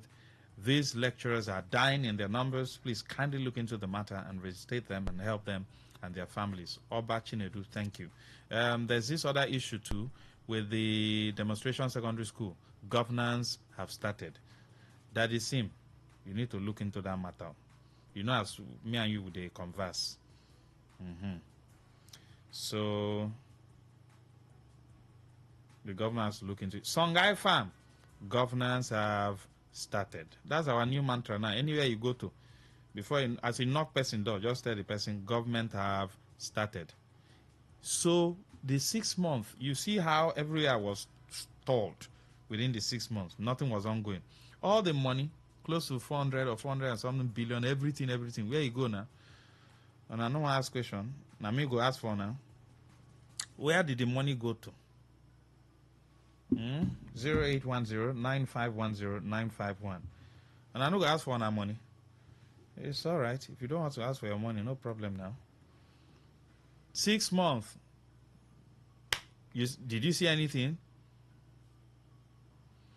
So, this is October. By November, December, at least the small area. That the same. Our drainages are blocked. They need to open it up and clear everything. It's not, the deputy governor was, she's an academic. I like the way she speaks English. But the way River State is now, it's not English that we need. We need action. I want to see people opening up those big drainages, removing all those nonsense. Professionals should be employed to do it. Remove all the nonsense. We want to see water flow, Piain, to Choba River, to Untawaba. All those places should be excavated. Remove all the nonsense. Open up places so that water can flow. Governance have started. Good evening. Hello. Go ahead, sir. Good evening, sir. Yes, sir. I'm speaking, Mr. Jacob. All right, sir. Our governor said government has started. It's a very nice thing to hear from him. I want to talk of the youth because the number of our youths who have been graduated and have not been employed, sir, I don't know what to say. And every day people are entering school. People are graduating. So they should look into employment too for our youths. These have made some of our youth to go into some nonsense thing that they shouldn't have gone into. So they should employ, as government have started. In the government sector, government house there, secretary, there are some ghost name. Some people are dying. People are retired, but they are not employing. Hello? Oh, so sorry, your line went off. Please send me messages. I want to hear your request. Good evening. Go ahead. Good evening. Government have started. Mr. Tango, hello. Go ahead. Now, I want to speak by the issue because though I don't own my video in time, but I want to make a comment that we announced the contract, the Mr. Eba award. Can you hear me, sir? Yes, your eyewitness. Yes. I want to, if the governor can be able to hear me, let everything that the young man did before he left River State should be accounted one by one. Because for the legal they did in River State, and to make River State to the whole River State can't keep for good 6 months, nothing is working in River State. Thank you very much. The man should keep account of what he did. All right. And second, like this Choba Junction, now just last week, this chairman, I don't know how people now has will be under. Can you hear me, sir? Go ahead. Yes, the man give order, this chairman, different chairman for this Choba Junction, that no machine to operate in Choba Junction. Now I want to ask, is it the thing supposed to do? All the drainage that's free, they are covered everywhere. And water pushing from our house, drainage are blocked. They don't do nothing to do except to chase bike away from Choba Junction. So they should try to do what they're supposed to do. Then they need to do on that thing. They should focus to govern and they should focus to give governance to the masses. Thank you. Let the states and let the government enjoy the dividend of this on the local government. All right. Thank you. Sir. Thank you. 0810 9510 951. In case you don't know, governance have started. Call in now. If your road is bad, whatever issue you have within your environment, let's get to here. Good evening. Hello, good evening, Max. Yes, please. I'm sure my current Ogbogro. Yes, please. Ogbogro. There is no light. I'm staying at Ubris, and you cannot access Ubris because of the bad road, the Las Vegas. Spot the whole road. When you stand like this, my brother, even though you carry trailer, you cannot get to your house. So my second eyewitness is Choba Junction. Ameti stopped bike for Port Harcourt and Obiapo. Please, can you help me? Choba, is it not Obiapo? Why bike are stopping and somebody is supporting? Why the task force, the Minister for, Commissioner for Transport cannot pursue those bike come out for Choba Junction, Uniport in the matter? Please, let the chairman start work and pursue the bike come out there. Because the problem at the junction, go to Choba Junction, you cannot access the bridge. You cannot access the school. Thank you very Go much. slow from that Choba to Lakaya. All right, thank you. Thank you. Good evening, go ahead. Hello, Mr. Moss. Yes, sir, go ahead. Okay. My eyewitness, I think governance has started, have gone. Yes, sir. Uh-huh. My eyewitness is Max. If you are going towards Mercyland from what's his name? Rumosi, my brother, under that flyover of Ikwere, I don't know if they are mad people or what, or drug people. You know what they use in building that flyover is cement and road. These boys set fire under that bridge, and it's very dangerous for the lifespan of that bridge. As beautiful as that bridge, at least that is what we are remembering Omehia for, because that was his design, and the Leme Junction. I don't know if Obiakpo local, because this is under his own jurisdiction. It's not everything we call governor. If Obiakpo local government chairman, thank God for so many years since the creation of Obiakpo, nobody from Akpo Kingdom have become chairman. Finally, down in their domain, from Choba to precise. Let him look into it, not by setting out everywhere, criminals everywhere on the road in the name of task force, this, that. You park where they will hold you. You don't park where they will hold you. Let them go and chase out these boys before they will spoil that flyover. I think that is the most beautiful flyover we have in this East-West Road. That's my eyewitness, my brother. Thank you, sir. Send messages, voice note to 0701 9339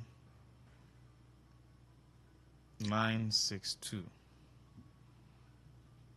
If you're not aware, governance have started. The governor said so. Please join the conversation. What's your eyewitness? Road issue, electricity issue, you don't have transformer. Good evening. Hello, good evening. Hello, good evening, sir. Yes, please. Governance has started. Yes, so. It's me, James, calling from Migrita. Go ahead, sir. Please, so I want you to help me use your good office and call on Governor King to come and help us and walk the only major road Omoka in Umuwe, Migrita, is where local government have. Let him come and help us and walk that road. Let him connect it to Ipo, airport road, so that people here can also see the dividends of government have started. Please help me and call them. The only road this community have that connects Eche and Omagwa to airport. Let him come and help us and fix it. We there need it, please. We need it. Thank you. Thank you very much.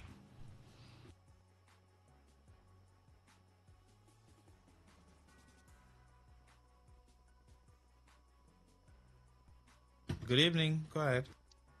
Hello, Mr. Max. Yes, please. Go ahead. Okay, I called back again. Please, it's about, since the governance has started, it's about road, Igbo local government, precisely Ndoke land. The government of River State under the past administration awarded a road from Oyibo down to Afam to the sketch of Obunku Ndoke. They stopped there. Then this present government wanted to award from that Obunku stretch to the last community, being Obete, where the present local government chairman now is from. But some set of persons from Oyibo sued the government of Rivers State that they should not do the road. They brought in NDDC. March. That road is less than 6 months. They finished it. If you go to that road now, driving from Afam up to, as soon as you get to a community called Umoshi, Ndoke, my brother, the road is, in fact, it's a death trap. The road, and my brother, if they mention how much NDDC awarded that road and they did that road, this is our solar light that doesn't last. In fact, you will shed tears. As we speak now, a particular community called Umoshi, before you pass there from Okuloma, that is Afam, to Umabai, it will take you 1 hour or 2 hours, and this is road that they just finished that is not up to 6 months under NDDC. After suing Rivers State government not to come and do it because they were using it to play politics. So please, I don't know if it will be possible. I don't know how far they have gone in the case. Well, I wouldn't say the governor should come and do it for now because I don't know the level or the nature of the matter now. But if it is possible, let him come to our aid, please, because we need his presence in Oyibo and in Ndoke to be precise. There is no road. That's my request as governance has started according to the mantra. Thank you. Yes, good evening. Good evening, Lucky Maxwell. Yes, sir. One who somebody calling from Nakaru Musuwa. Go ahead. Yeah, governor have started. Exactly. I want to remind the governor that Nekar Rumunduru Origwe Road, ocean, because the river have taken over it. It's not a pothole again, it's the river. River have occupied Nekar Rumunduru Road. Please, governor to start. Come and revive that road for us. The river have taken over. Thank you. Thank you, sir. Thank you. Good evening. Hello, good evening. Master, good evening. Welcome, sir. Yes, good evening. I hope you are good. We are good. Governance have started. We thank God for that. It's a welcome development. Yes, sir. So I stay at Rupoko, and that Rupoko is the Lepopodo side. That's why since creation of that River State or for history of River State, we've been living in the flooding place. The community, the villagers sold those places to strangers, and people built there. We all built there. We've been talking about this thing from Amechi to Somike to now. They are not coming to our aid. As I'm telling you, everybody have deserted that area. Nobody's living there. Flood takes over that place every rainy season. Every year, no remedy. And it's not something individuals can do. This is what government needs to come and do intervention. We need really government intervention to do that place. As I'm talking to you, there's flood everywhere. People move out there every 6 months and come back to their houses every 6 months. I'm telling you, it's at Roboko, near the OPM free school, and near the Omega market. From those areas, those houses, there's flood taking over that places. People are running away every time, and nobody's doing it about it. They've called off government, they are not coming to our aid. So I said, let me report this thing. Since governors have started, I believe that still we do it. Thank you very much. Thank you so much. Good evening. Hello. Yeah, hello. Yeah, good evening. Welcome. Yeah, my name is Daniel. Yes, please. Governors have started. Bam. Wow, please thank God for that. And I want to commend the governors on that because there is just a month that he resumed office. And within this period, his eyes have been on River State. There's something to commend on. Because someone has been sitting there, all this has been going on, he refused to do anything. And this man came back because he has that heart of River State. He have come and then he has saying that things need to be done. Provinces and governors and started. People should commend him for that. I'd like to actually encourage him to see that things go well. So I commend him for that. Thank you. Good evening. Hello, Max. Welcome, Chief. Thank you, sir. Governors have started. Bam. Yes. This Iwofe road, I don't know whether Iwofe by St. George, whether you include it as you are mentioning. Okay, Warfare Road. Yes, so it's true. Governance have to start there too. Yes, I'm there right now. That's why I just remember that. And secondly, governance have started.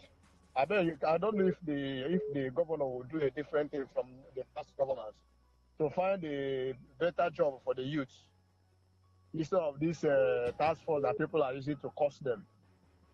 I don't know if governor will just look into that. It will be a welcome development too, since the governors have started now. All right, sir. Thank you. Thank you very much. Please keep your calls coming in. Governance have started.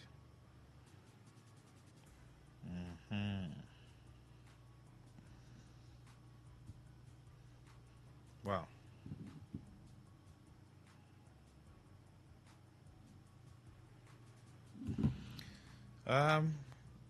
Good evening. Government have started. My mom retired since July up until now. She has not gone for capturing. Please, let's call them. Okay. Max, my eyewitness is about our bad road. Omochiolu Farm Road. Alu is too bad. Please let the NDDC and the state government come to our aid. Comrade Anebo Ewuli. NDDC, you people should also know that government have started. It's not only governor that will start governance. NDDC, then they give our money for budget now. Government have started. NDDC, give us original light. Give us original solar light. Governance have started. Local government chairman. Governance have started. The money they are giving you every month is not PDP money, it's not APC money, it's people's money. Governance have started. Chidek says, I don't know if Ebeke Nwuba is not in a chain. He says they don't have roads since 1967 that the state was created. Governance have to get to that place. As government have started, according to Governor Fubara, let government of Simfura revisit all business proposals, educational and agricultural proposals, and requests sent to the office of the governor before the emergency rule. Let government take action and approve all old proposals on schools, agriculture, and education sent to the governor before the unfortunate emergency rule. Big King, thank you. Max, if we have, okay. Thank you, Mr. Sam. Thank you. Maxwell, greetings. New government have started in the state and strongly believe that the governor will attend to the needs of the state. Now that Julius Berger has resumed work, I want them to come and finish the Rukoko Eneka road. Motorists are finding it difficult to access the road. We are swimming in the ocean and not water on a daily basis. I have parked my car due to the deplorable nature of the road. The 6-month emergency rule in the state was a total setback to the state. Thank God, ability at Tuebu. Sorry, sir. Sorry. Maxwell, please, can you tell both the Obi Akpo chairman and the governor to mobilize a payloader to remove the sand, slowing traffic after the repaired bad spot opposite Dominion Church, NTA Road? It will not take more than 30 minutes to scrap the sand there. It's true. They've not removed that sand. Kanu. Yeah. Julius Berger, people should listen. Governance have started. It's not that they have mobilized you to sites now. You will now block everywhere. You will now be causing traffic. We will not take that, too. We will not take it, too. Julius Berger, when they hear me, we will not take that. If you are fixing any road, do it professionally. Don't go and be blocking everywhere. People will now be suffering. They will now call governor from government house to come and give you instruction to remove this, remove that. Anything that we're doing, let us do it professionally. Make everybody respect themselves. I don't want to be stuck in traffic again. No. Can't be in my country and be suffering up and down.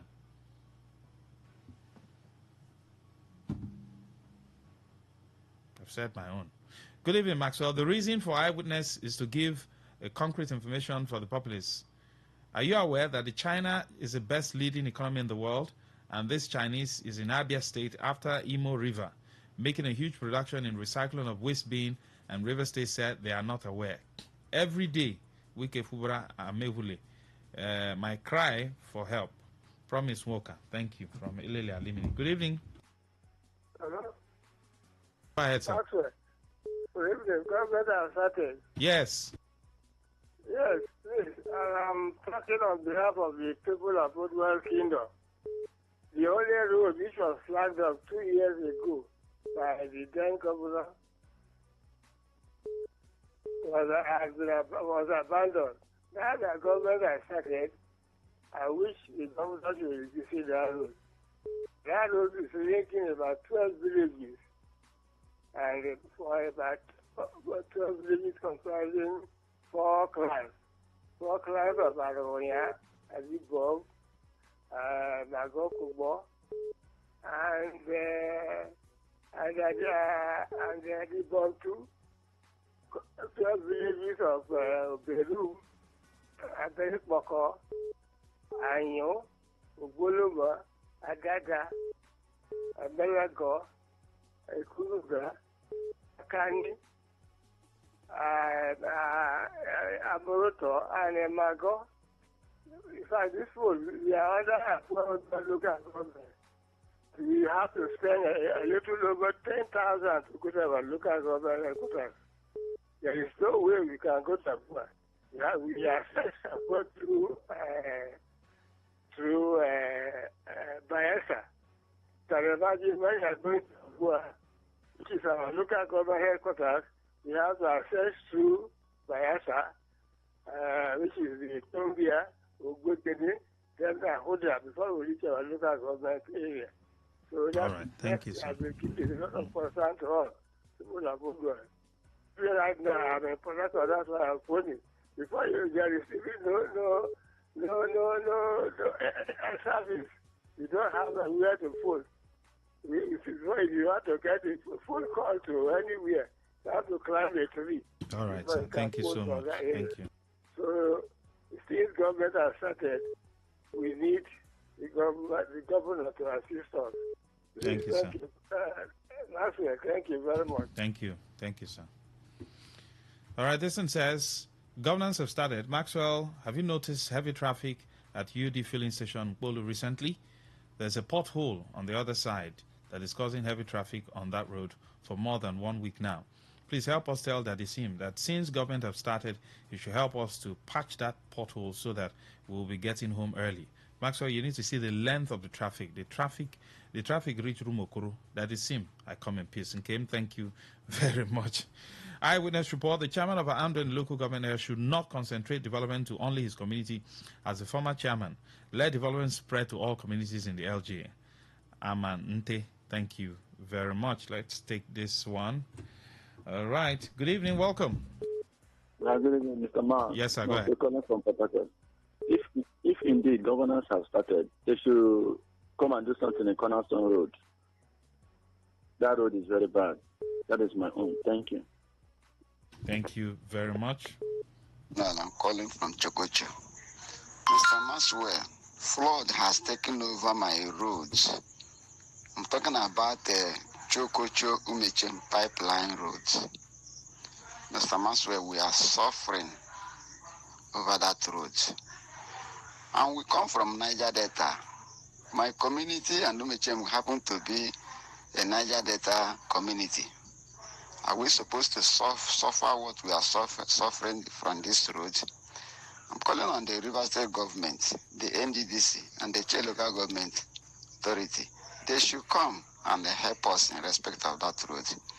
Mr. Maxwell, I'm also begging the NDDC to also remember Chokocho community in the solar system that NDDC is giving to all communities in River State. Chokocho community should benefit. Are we supposed to be begging? I'm also appealing to the senator representing our Senator Welenyes to also remember us, because I have seen the solar system that is given to other communities. My community should benefit also. Mr. Maswe, finally, I am praying for a day, one day, that Eche people will wake up from their sleep. And when we wake up, all the oil installations in Eche will be shut down, at least for 20 years. Because we cannot be producing money for both state and federal government, and yet Eche people are still suffering. Go to Meblu, go to Krag, go to Mechem, go to Odogwa, go to Abara, go to from Igbo to Ikwerengwo. These communities are not supposed to suffer what we are suffering.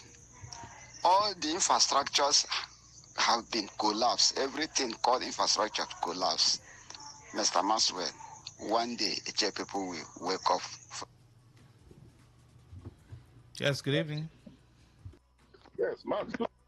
Welcome. Yes, Max. We normally say and we normally beg, courtesy of your station, 95.1 FM. I remember a lot of things at the inception of this very government. A lot of plea you made, and it appeared that the government heard and came to our rescue. I also want to champion this plea now, so that you continue the sensitization. I just wish that this very government, as they have come back in full force, would declare Operation Zero Pothole in Port Harcourt. You know, the last caller before the voice message talked about somewhere opposite UT filling station. I don't know whether you know that very area. Yes. It's actually, I use that road also. It's actually constituting a big nuisance for motorists. And just not that area. So many areas, so many roads are bad. I wish our honorable governor, the man we love, at least me for one, I believe him. Not today, I have always believed he's a cool gentleman, and I believe he listens to the masses. One of the reasons why most of us like or believe in Governor Sim is because he's a gentleman and we believe he listens. A lot of things he has done, especially for civil servants. Because anybody who can do good to civil servants, both local government and states, has a listening ear, because it constitutes bulk of the population, of the workforce of the state. So we wish our amiable governor can declare Operation Zero Pothole. So many areas have been washed by water. He discovered that this flood has washed off so many roads and all that. So if government can ensure that most of these places that are constituting nuisance, Maxwell, I'm sure you know the one at NTA Road. You don't badambao. Yes, by that hospital at NTA Road, between NTA and National Open University. Yes, sir. That's the landmark. It constitutes a very serious nuisance. So our dear beloved governor, I know Commissioner for Works has not come, but I think probably if you can carry out sensitization and beg our governor to please look at our roads. The other day I was in Agri Road. I cried for town. I think when teaching hospital was in Agri Road, that then we were students. We were there and it was a beautiful place, honestly. I lived in Agri Road. But the other day I went to Agri Road, it's a mess. Remember when we did carnival in Agri Road, University did carnival in Agri Road some years back? It tells you how important and how beautiful that road has been. But town is in a mess. The whole road in Port Harcourt town, oh my. So please join me to beg Thank you, that government can please look at this road and come to our aid. Thank you, Maxwell. Thank you, sir. UC. Government has started. Max, before I go for our own road matter, you see Uniport Junction, they should try and do something. Maxwell, one young lady for don't die today for that choba, like that Alo Junction, Congo Botonas, they enter Lo Junction. Somebody for don't die today, but my God, you know that situation we say, in one crossroad, heavy truck they come, don't they close in one cross. They say they are jeep. Before you know you make a return, another car don't follow back, lap you. You don't know whether they go front or they go back. this young lady finally jumped, enter that water. He thought that maybe it's just small, too deep. She jumped and fell. Like she fall according to Issei Yakata. Sure. God help that trailer still get small break to match break to weight. Sure. I know how that Uniport Junction day with all the bike, everybody. If you see the noise, if you see how this girl body day, if you see how messed up this guy body day, sure. Because of that bad spot. And the Okada man will block that small place where person feel manage. Try. Those people need to allow person breathe to. Okada people don't occupy everywhere. So if you are coming out from Harlow, you got to beg, you got to beg. Men are shipped now. Not only this place remain for we to pass. Men are shipped, you got to beg. All right, thank you. If not, if you don't beg, no way. Thank you. Please, my road, Chokota Iprengume Blue Road, my governor. I've talked about it. Hitting the ground running. Don't worry, government will come there. Help us. Thank you. Help us. Thank you, sir. Remember us. Thank you. God bless you, Max, for your good work. All right. Good evening. Go ahead. Masu. Sir, government have started. Government have started. Max, I'm best man calling from Akugutoru. For me, passing road is good. All those things are the things that governments are supposed to do for their citizens. But if follow me, I will advise was same government 6 months has already been deducted from his government, remaining 1 year plus. For me, I will advise that he go for a signature project. Look at Nigeria now. Look at Abia State. Look at Bayelsa State. Trying to make something, the governors trying to make something to register, to write their name in the history for tomorrow's sake. Let us go back and think about his predecessor, Nyesom Wike. In as much as Rivers State complaining about this very man, yet he has done something, at least bridges, flyovers here and there, even though those things are not favorable to 70% of the populace of Rivers State. Yet he has done something that people will be remembering about him. You see all those kind of stuff. So he could have at least visited the Shanghai farm, visit that place, let Rivers people have food. Thank you, if he can at least have gas to burn for electricity to power Rivers State, let us know him for this, at least for one thing. Please, government has started. Yes, sir. Let him. Thank you. Thank you, sir. Good evening, Max. I love your program. Please tell River State Government, NDDC Chief Tony Okocha and Emoha LJ Chairman they should come and give the good people of Ubimini community in Emoha internal road and street light. Bright. Thank you very much. All right. This one says, good evening, please. Rumo Kalaboy Lekaya Link Road, especially the front of Lasma Hotel. If it rains for 10 minutes, flood will cover everywhere. In fact, we are suffering. Please, government should come. Zubi, government have started. Government will reach there.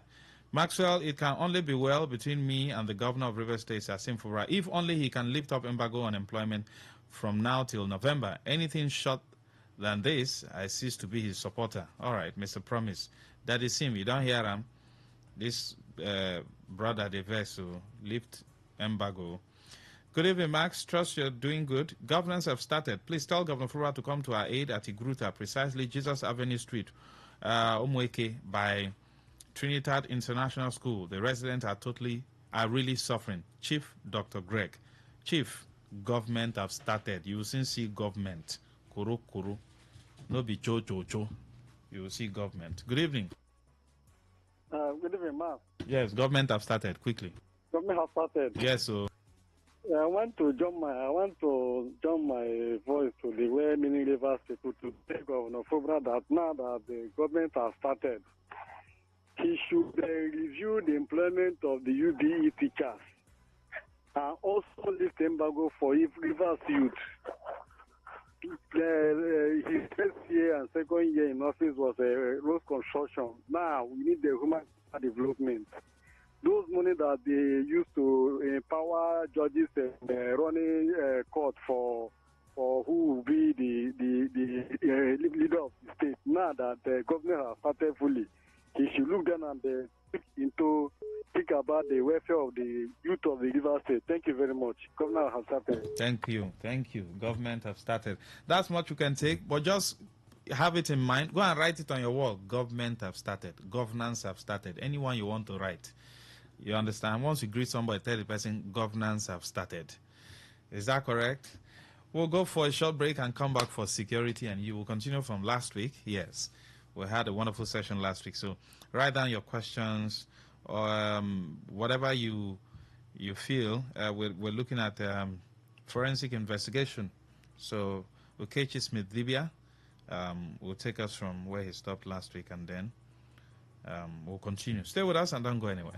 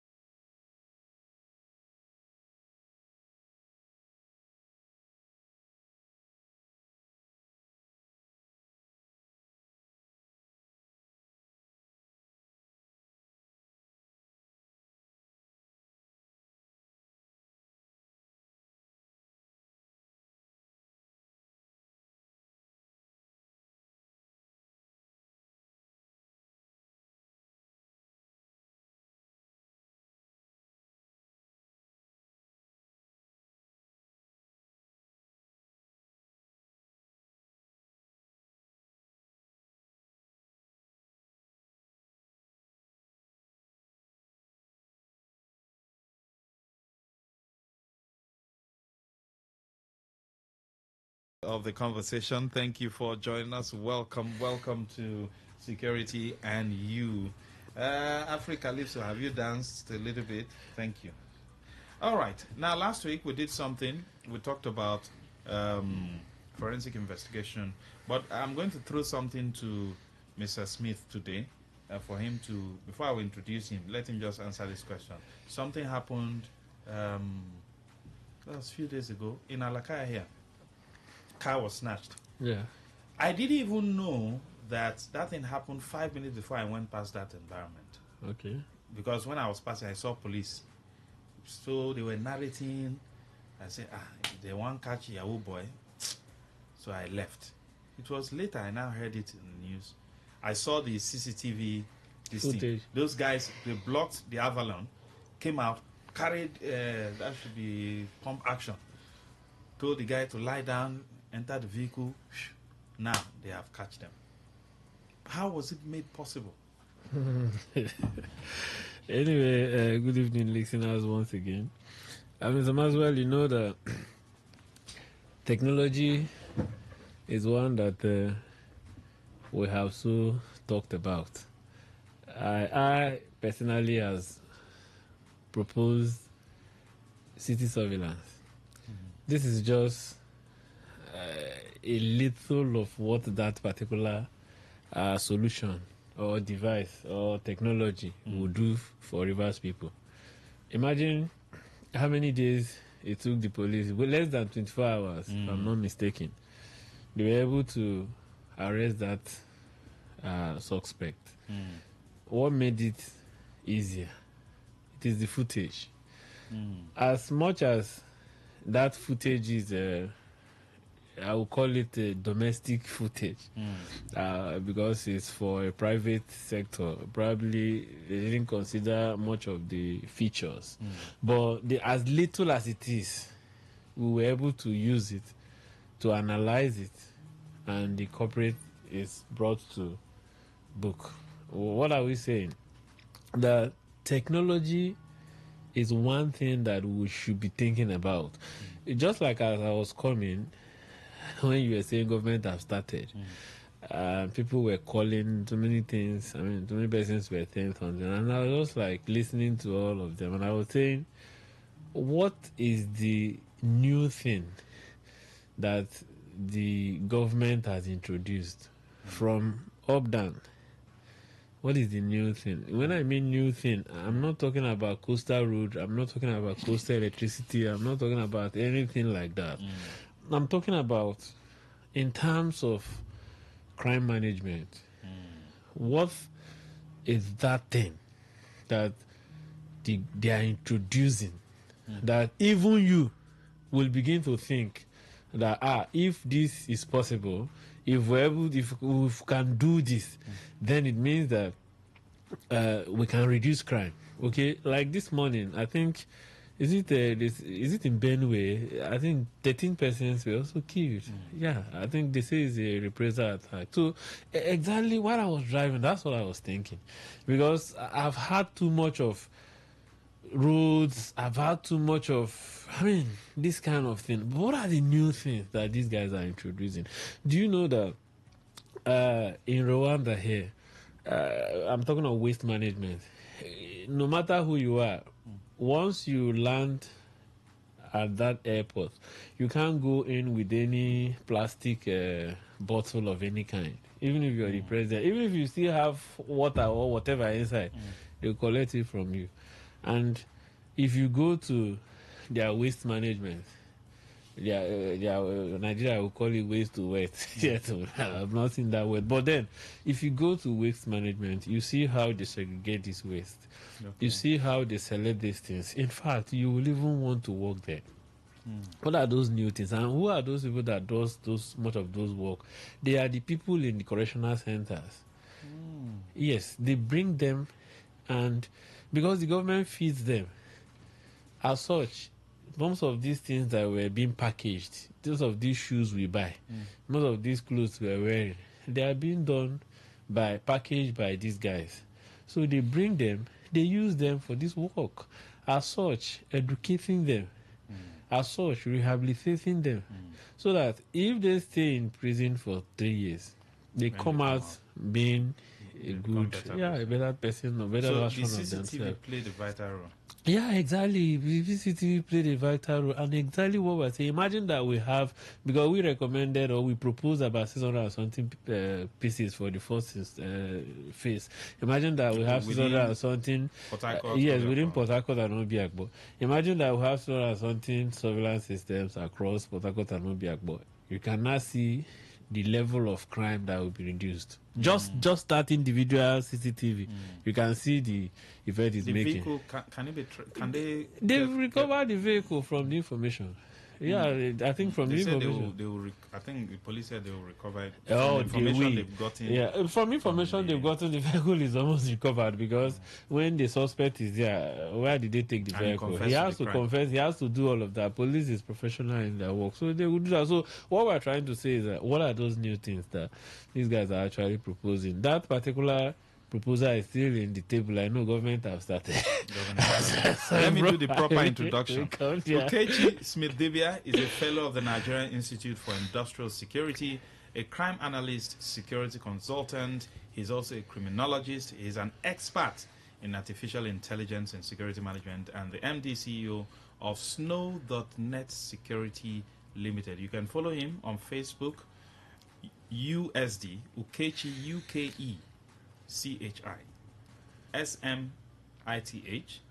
DIBIA, Ukechi Smith Dibia. On Twitter, that's formerly X, now formerly Twitter, now X, at USD Crime Analyst, at USD Crime Analyst. So we looked at forensic investigation in crime management in Nigeria. Should Nigeria make forensic investigation or evidence mandatory in every major criminal investigation? You answer that question. Would you support a national DNA database if it will help in fighting kidnapping and rape? What do you think is holding Nigeria back from adopting forensic technology fully? Join us on the conversation. Send your messages to 0701 9339 962 0701 9339 962. If you want to call while the conversation is ongoing, you can call 0810 9510 951. Yes. Yeah, Mr. Maxwell, forensic investigation is like in the religious world, they say a spiritual thing. It's like a spirit where they see for you what has happened and what has not happened. I remember then, I don't know if people still do that or believe that, when people die in the village, they say somebody has killed you, they went to go and check who killed the person. They'll go and check who killed the person.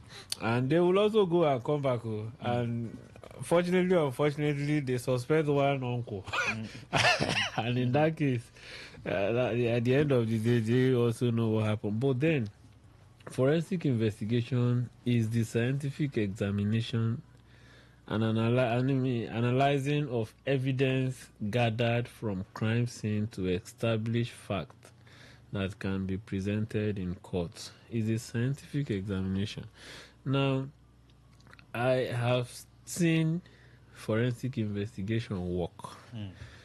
I have seen samples taken, examined, and it work. It is where law meets science and where justice meets evidence. It's not where they bring you and say, come and talk. You confess and confess. And of course, most times when we write what people are saying, there's every tendency that either we are writing below or higher, that we're exaggerating or we're not writing exactly, even as much as we can actually put those things together. But in forensic investigation, like, let me tell you, with what just happened yesterday with the result that the police just got in that viral video that happened, if they bring that guy and put him in a forensic examination, we will bring all the crime he has committed in different places So you can match it to what has happened somewhere in the Oak, what happened somewhere in Susu, and what has happened somewhere in Susu. Because as those things happen, in that scene, they've taken a sample and probably is domiciled somewhere.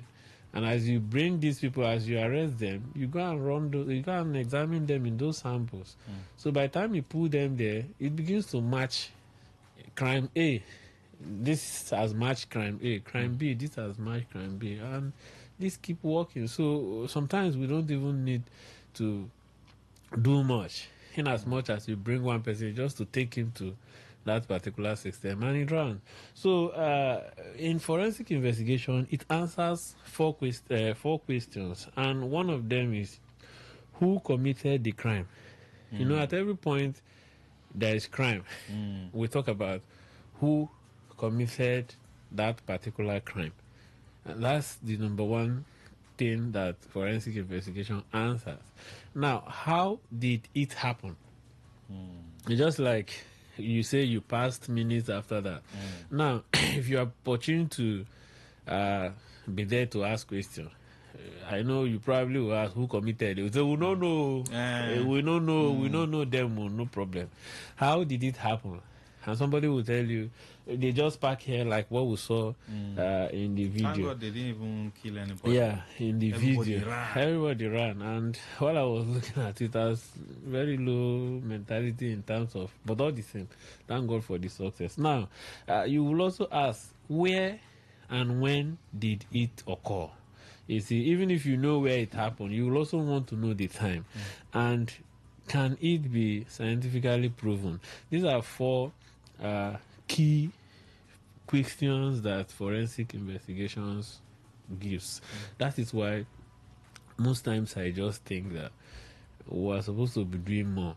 Do you know the reason why most times our law enforcement agents, when they go outside, they seem to be the best?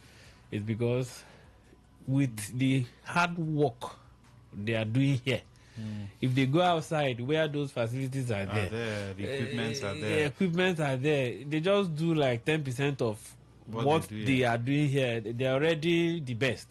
They're like someone who drives Beetle, that old Beetle. You now give him a power steering. He will just use a swinger to be driving it because he's used to turning steering. Exactly. And you think it's magic. They are not doing any magic. Those guys are overworking themselves here, because imagine what it would take to do all of what they are doing to see how they get this whole thing. I mean, these boys and all that. So that's why when you take them outside, they see those systems. At the point of pressing, they're almost excellent in the system. So now, how who did the crime, who committed the crime, how did it happen, and all of that. So if these four questions, imagine a situation where, since we don't have most of this forensic investigation in our cases, and these questions are still not answered. I said that in essence, forensic investigation is the language of truth in modern day criminal justice system. That's just what it is. Now, we'll have to just look at the 5 sub-feeds of forensic investigation so that you understand that these 5 sub-feeds covers almost all the crime and everything we are running around. Number one of it is forensic biology, like you are familiar with DNA analysis and all that. As much as this DNA analysis now, people use it for mainly for paternity check because of what is happening. There are lots of things that is happening in DNA analysis. If you go to South Africa, they have a central database for DNA analysis, and the results there is enormous. Now, once they arrest anybody, they just take you there and run a sample, and what they get, it helps the security agents to match whatever they want to match and what they are looking for. Now, the DNA analysis involves analyzing biological materials such as blood, hair, or cell skin. So you can see that even the hair can also be analyzed to identify individual through their DNA. You know, DNA biological fingerprint is just like our own normal fingerprint. There is no two person that shares the same pattern. DNA analysis help identify criminals in rape, murder, or kidnapping cases. You see, now we've we've had different rape cases, murder cases, and all kidnapping cases. We can't even count it, but you can now see that with central database on DNA, some of these cases can actually be identified. It also exonerates innocent people from wrongly accused. You know, most times you just see innocent people wrongly accused, and even when they are trying to see how to prove their innocency, they are even getting more entangled in in the matter. Because I told you I was in a seminar where a man defined law as a cobweb that will only catch mosquito but does not catch other things. So while they try to struggle, they get more entangled in the case. It can connect multiple crime committed by the same persons. Exactly what I just told you. If you run those analysis, it can connect crime to multiple persons. I mean, because the central base is there already, and I have said that if Nigeria maintain a national DNA database, many rape and homicide cases could be solved faster and more accurately. In homicide cases, you see sometimes you just see them will struggle for 3 years almost, like what they say they will judge the case. The judgment will be on November. One guy, I think one guy that killed somebody around the NTA. Yes, I think Dimion or Stimion. I can't remember. Damian, yes. I can't remember his name again, but I think I saw it. 400 level students. The lady is 300 level student. These are just cases that imagine it has stayed for about 2 years, if I'm not mistaken. So with the proper forensic investigation, these cases we probably would have even get more detail, and we would have even known what happened before this happened and all that. So you have the biological investigation and all of that. That's the DNA. So we need all of that. And I have said in a question, I say, can you imagine how many unresolved murder or rape cases that could have been closed if the DNA is working, or we have the central database DNA across all region? That's exactly what, for me, the Senate and the reps should be doing for us regionally. So when you connect us with coastal road, we won't be driving. See, it is not cars we're driving every time. And to even tell you how these are people are also thinking, in very soon you might not be seeing much cars on the road, because the world is evolving. See, before people go to work every day, now people do hybrid work. This same Nigeria, people are doing 3-4 jobs. Yes. I bought fuel in the police station A one day, and another day I went to another police station. I saw the same attendant. I said, is it that this has changed? She has changed work or something? I said, okay, no problem. And I kept monitoring this person. I said, I mean, I don't understand. Are they alike us? Are they twins? So one day I just confronted her. I said, I saw you in police station, this and this. She now laughed. She says, sir, we know our work is morning and afternoon. So I do morning here and I do afternoon there. I said, wow, that's a good one. So I close in the night and rest. I said, that's a good one. So this same Nigeria, people see people have started doing 2 jobs. Some are doing remote jobs. So imagine how many persons are. So the road will soon be empty. The roads you're trying to connect us from here to here will soon be empty. I would have even preferred train. Even fast movement and all. Look at how much a flight is. Just to go to Lagos with your probably partner, you want to put your children, only transportation is taking you like 2 million, because it's almost average of 200 going for one person and coming back. So times it for a family of 5, you're doing almost 2 million just going to Lagos here, that you can actually enter train. So what am I trying to say? This DNA database are ordinarily what they are supposed to be doing for. That's why I said, who is even proposing an idea outside this roads, or coastal, this when and they that? have not finished this Who is road. proposing? So, number two, we have forensic toxicology. That has to do with detection of... Can we take this? Okay. Good evening. No. Go ahead. Hello, good evening, Maxwell. Yes, sir. Good evening to the guest. I have a question to ask based on the previous topic we had. Are you hearing me? Go ahead. Now listen, I want to get clear clarity because someone asked me to do that for him. If someone acquires a property, a land somewhere, after 3 years, you have stayed there, you build a little house and you're living there. After 3 years, someone came there and told you that the land belongs to him, that the junior brother sold it to you. That what happened is that he wants to go and show you another place that is being owned by the junior brother. You should go and take there that he wants to make use of this place. And what would the person do in that case? What would the person do? Because the person seeks my advice, and I told him I'm going to call and... Okay. Thank you. Okay, thank you. Can we take that? Okay, fine.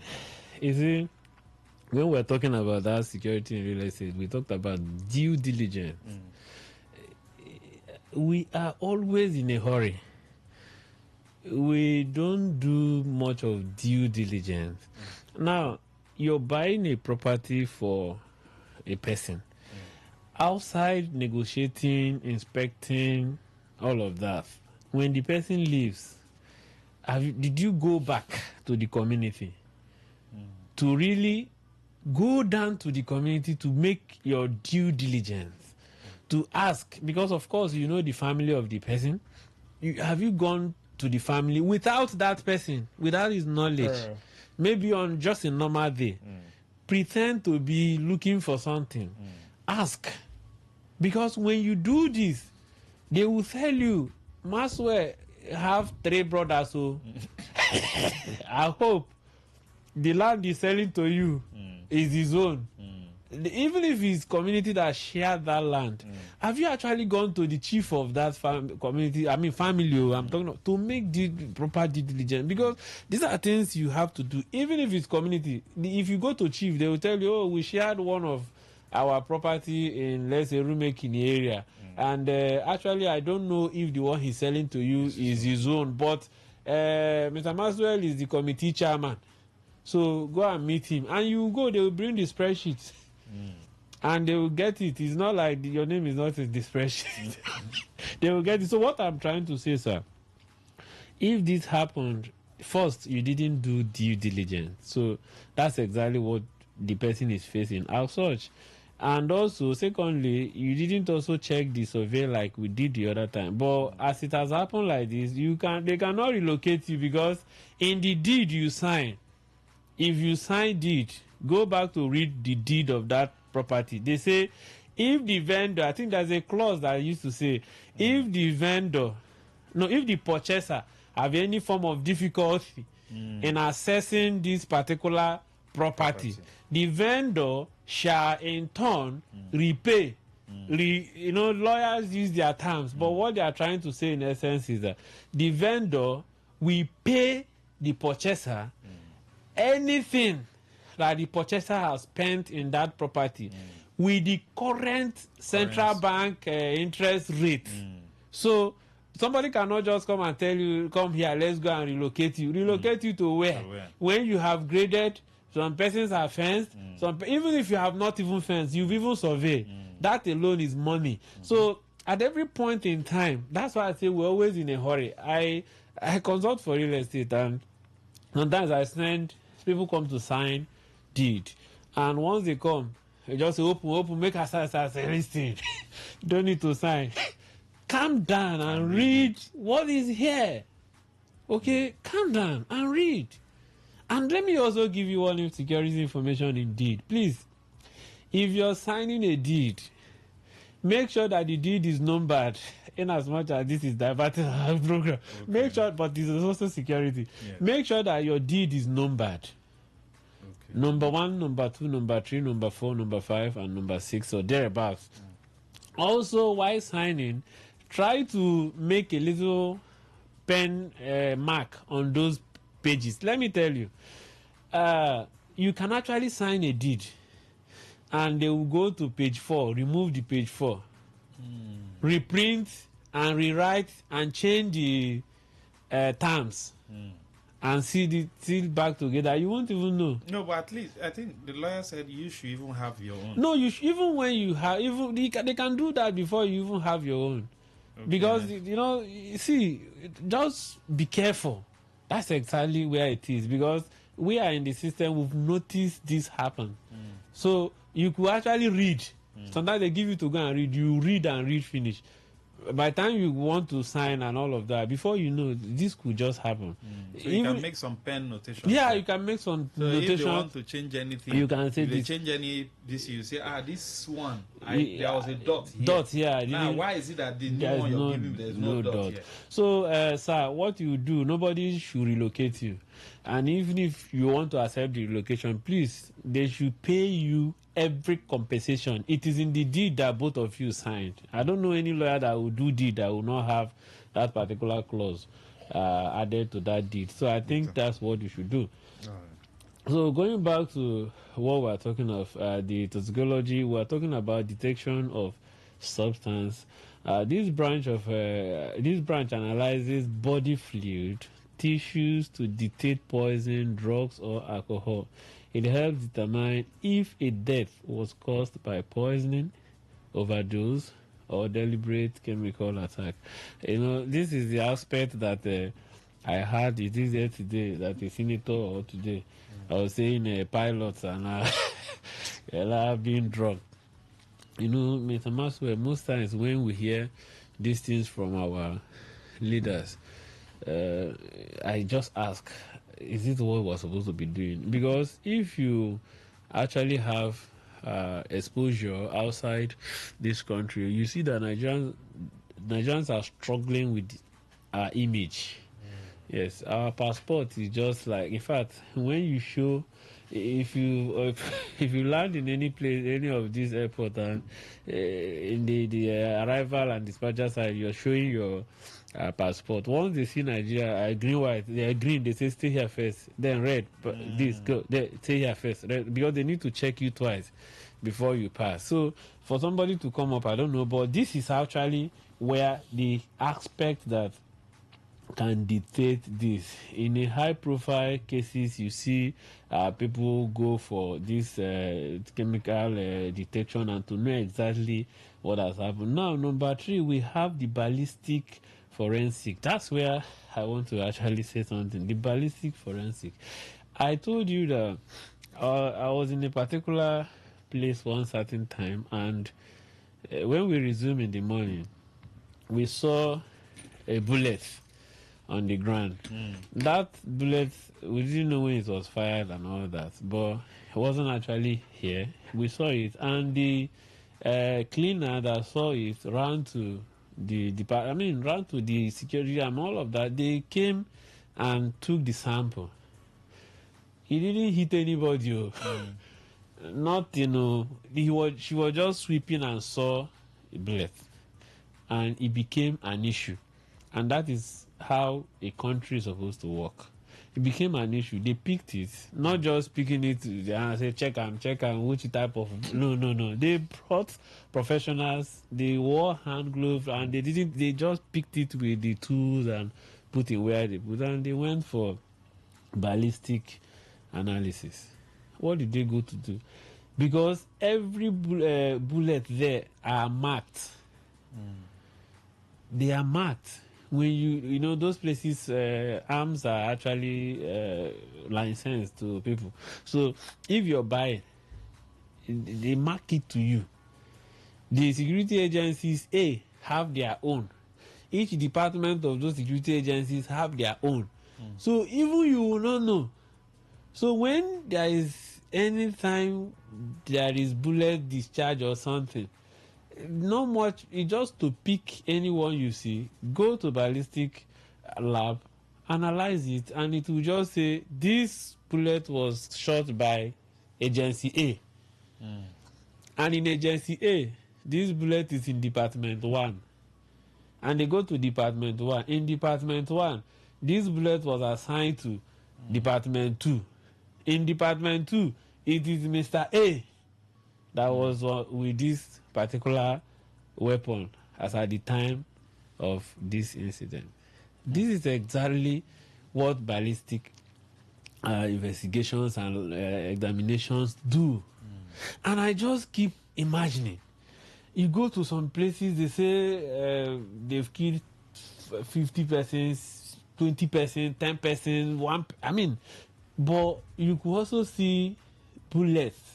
I remember, I can't remember, it's in Benue, this guy, very dark man, went there one certain time, and he was doing his his thing, and they were picking bullets and all that, and he was just showing people. He said, "Look at in this house alone, we have picked 4 and 3 and all that." I almost got angry because that alone, if we have that kind of ballistic laboratory in forensic investigation, Mr. Maxwell, I tell you, we won't have much of this issue. You just trace it to the people. You just trace it to know exactly who discharged this, which agencies did this, which particular did this, and which particular person did this, and that's just what it is. And if it is in the wrong hand, you will also know how it got to the wrong hand, because it was assigned to Department A, and as at this time, Department A, who the person in charge is Mr. B. Mr. B, how did this left to this place? Because you were in your office, so we just know when it is going to the left hand. Mr. Moswell, see, we need to. I don't know what they are telling us here, because most times I stay on my own. I don't know what I want to think again. Because these things, like I said the other time, they are not what they promise us to see in heaven. No. Here on earth. Let's take this. Yes, good evening. Swear. Go ahead, sir. Thank you. Let me greet your guest. Mr. Good evening. The truth of the matter is, you are saying it. The security agency is ready to make use of this information. Are they ready to consult you? And if you can consult, it's not simply that. And if you can consult you, on his own station, a better station, and people will come there and appreciate him. It's not a rocket science. Consult you, work with the paramount rulers, the traditional rulers there, the youth, another security, and deliver a community. Is a very simple thing. It's just that I'm not talking about commissioner of police, I'm talking about a GPO. Can do this, and it will work. Thank you, and God bless you. Thank you very much. There's a question here from Steve. He says, can this forensic technology be deployed in Nigeria to sanitize the electoral process and build confidence? Yes, we're going there. I was talking about ballistic. Maybe I'll stop with digital forensic because of time. Let me just go to digital forensic. But before I leave there, ballistic forensic is one thing that we need to begin to think about. I don't know how we want to do it. We have some, but when we just like we have some, we have. But we need to begin to see what to do. Yes, for what he asked, another set of forensic is digital forensic, where you retrieval of digital evidence. And in digital forensic, it helps to detect 4 things. Number 1, online scam, which is the Yahoo. Number 2, election manipulation. So that's why I said forensic investigation cover those 4 points. Who did it? How did it happen? When did it happen? And can it be? It covers it. So election manipulation in digital forensic, we can get when election is being manipulated. Insider leak and blackmail, we can get. Then financial fraud and cyber terrorism, we can get. So forensic. Digital forensic is retrieval of digital evidence. Modern crime has gone digital, from cyber fraud, internet scam to blackmail, hate speeches and terrorism, financing and all of that. We can. Let's take this. Okay. Good evening. Hello, Master. Good evening. Yes, go ahead, sir. Please, I want you to ask your guest. The members of River State Neighborhood Watch that is being organized to prevent crime and detect crime and report to police. Up to now, nothing is happening. No payment. The governor have not given them one, and they are working assiduously to make sure that they prevent crime in the state. Asking what is really happening, why the state government don't want to pay attention to River State Neighborhood Watch. Thank you, Maswell. Thank you, sir. Quick one, governance has started. Government have started, so they will reach there. But just to add a little to this, this is community policing, exactly what he just asked. And I think that is even, for me, the first thing government is supposed to be doing. See, we need to make sure that community policing works. As much as I don't support the OSPAC setting because of improper training and all that, it's not like I don't support them in a community policing, no. But I'm proposing for a proper training. Okay. But whether you believe it or not, those guys are holding communities much more because they are the ones that are providing some community security for the communities. You can see Dope Security, see how they work with the police, see how these guys work with this. So community policing, we don't even need to be talking much about it. Even university need to have their police.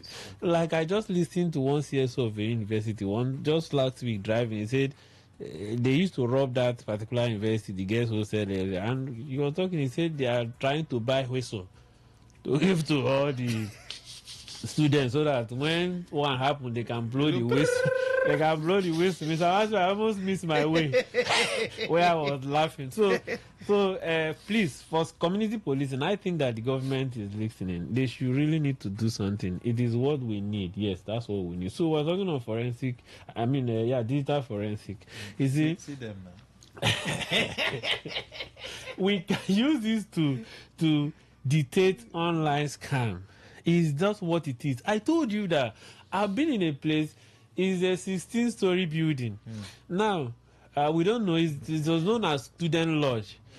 When you go to buy your SIM card, they give you a SIM card properly registered. It's not this one you can go to where and buy one. It's properly registered, and they give you, they map that SIM card. It's IP mapping. They map the SIM card. Mr. Maswell, as much as you're using that SIM card, you are the only person using that IP. So if there is a fraud, that IP will be flagged. And once that IP is flagged, because before you register that particular SIM card, I'm telling you what forensic investigation will do. I mean, we'll just keep running around. I talked about the dead horse theory one certain time. For me, this is just exactly what it is. Same thing. We keep running around dead horse theory, pushing a dead horse already. Mr. Maswell, once that IP is flagged, what happens? Because you register that SIM card, your house address is there, everything is there. Nobody is even going to call you. You just hear those guys in your room.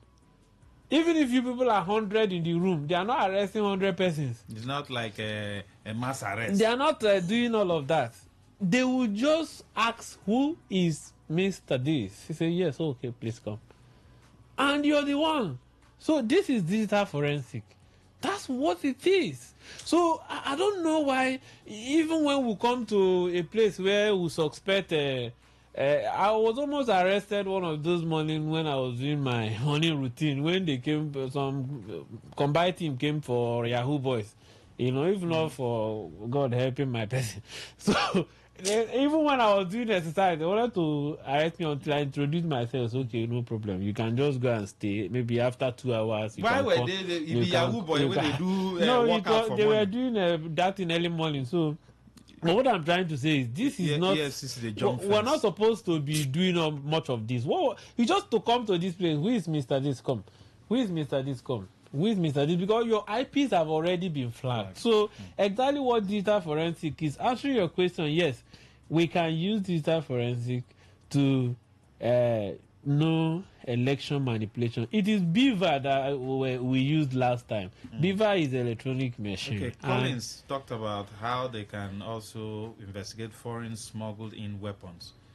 that it's bullet that was used by bandits to commit crime. Well, Mr. Smith, I've said that now. I've said it now. If the when weapon, you talk about the bullet, this thing now, it's yes, the same process. it's the same process now.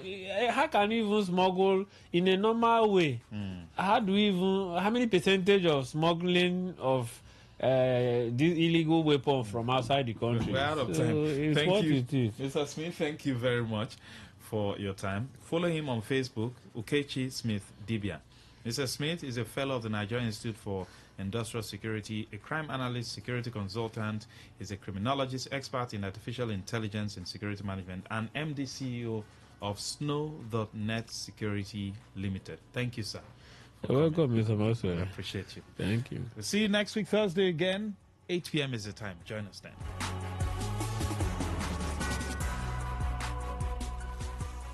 All right, all you need to know about this one is that 95.1 FM. Such a unique dial.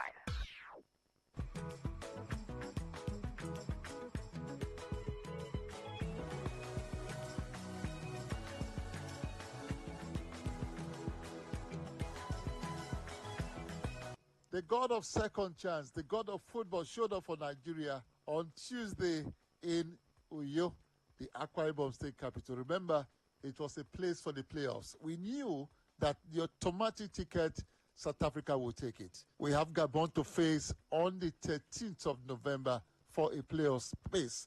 We also have Cameroon waiting. They will be taking on DR Congo. I have a journalist, a quintessential journalist, a young man who was divided between God playing football or not playing football. If we're going to go to the Mondial, it looked like a long, long journey. We're not there yet, but again, the door is half open for Nigeria. It's Global Sports Update. My name is Godwin Einakena.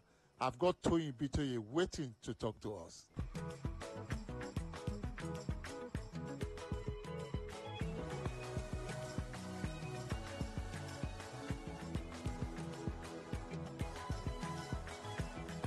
Welcome back, Toyin Bitoye. Thank you for joining us. Straight up, yes, what you saw on Tuesday, does it still look like a dream to you, or reality has dawned on you that Nigeria has a second chance, another opportunity of going to the World Cup through the playoffs? Thank you, Godi. I'm still basking in the excitement of what happened on Tuesday. Of course, I'm very happy that Nigeria is still alive. A lot of people felt that we were dead and buried, that it was all over, you know. But this is a lifeline. This is another opportunity. This is a second chance. And I believe we've learned our lesson. Every game is now like a final. Every game is knockout. So the journey is still far to the World Cup. But the good news, at least, is that there's still hope. It's not over. Ce n'est pas fini. I mean, I write an article for one of Nigeria's leading online newspapers, The Cable. The title of the article last week was Ce n'est pas fini. It is not over. It's really a second chance for us. Toyin Bitoye, standing in front of us right now, the playoffs, November the 13th, we have Gabon. Then, if we go through Gabon, we have either Cameroon or DR Congo waiting for us. These are tough countries when it comes to playing football. When you talk about Gabon, you remember there's Captain Pierre-Emerick Aubameyang. We all know what the Cameroonians can do. We also know what DR Congo can do. Are you optimistic that this could be a safer, easier route for us to get to the Continental, where we'll face another 6 teams before getting to the World Cup? Well, there's no choice. There's no choice. As they say, a beggar has no choice. So if they tell us to climb the mountain and go under the water to get a World Cup ticket now, after we messed up our group, where we could have qualified with games to spare, and they give us just a lifeline, we don't have a choice than to find a way to navigate the process.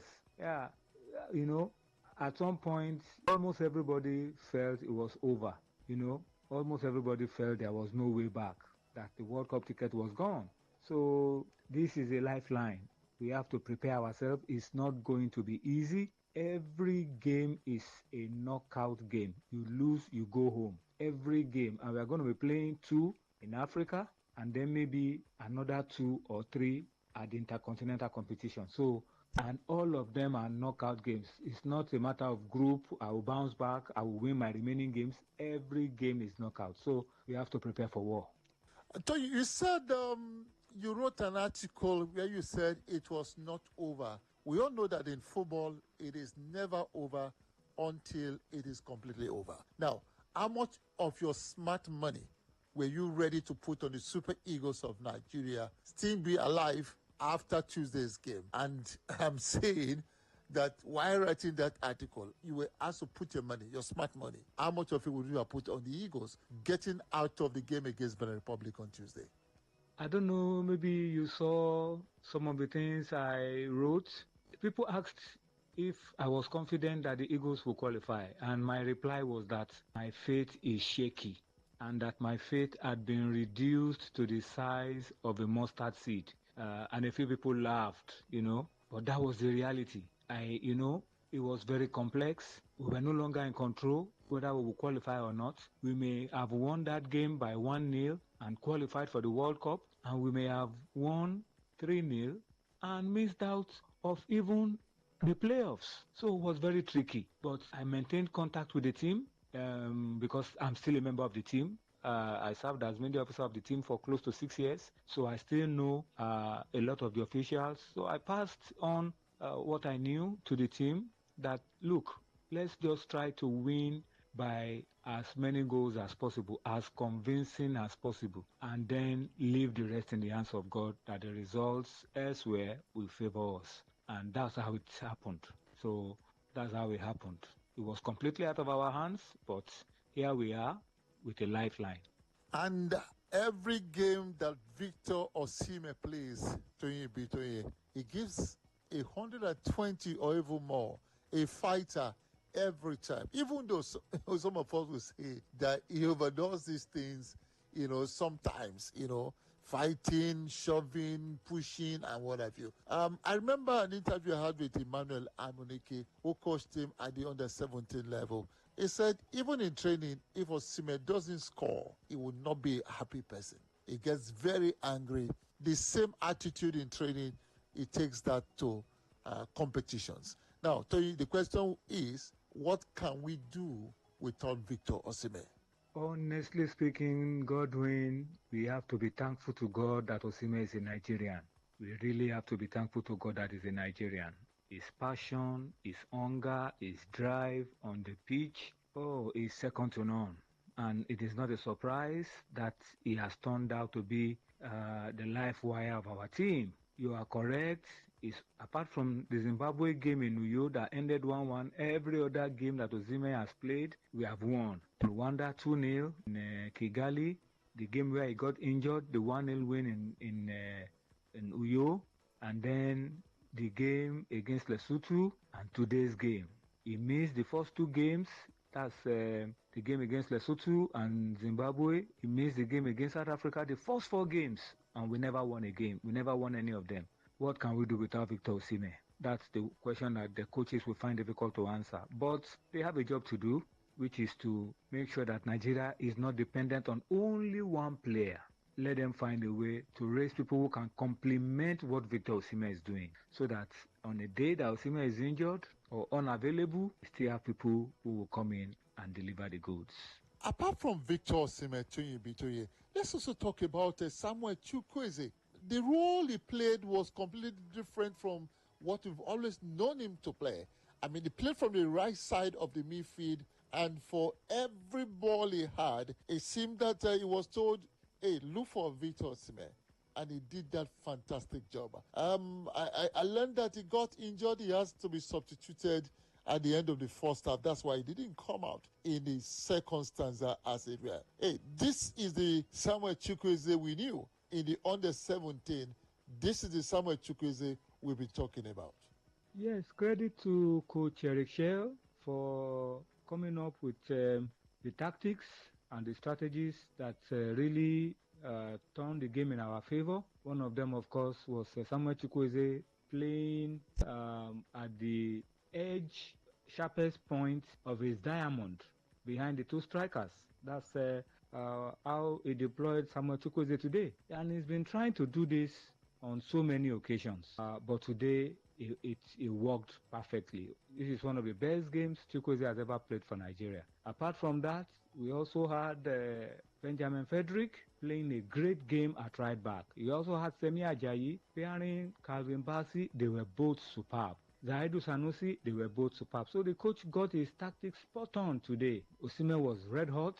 Ako also did well. Chukwueze, one of his best games ever for the Super Eagles. And then the back line was very, very solid. Eric Shell has played a lot of games for Nigeria. Only on 2 occasions has he kept a clean sheet for the A team, for the Super Eagles. Only on 2 occasions. But he has scored in every game. And so today, it was a perfect game. Tuesday, it was a perfect game. He scored a lot of goals and he didn't concede any. That was perfect game.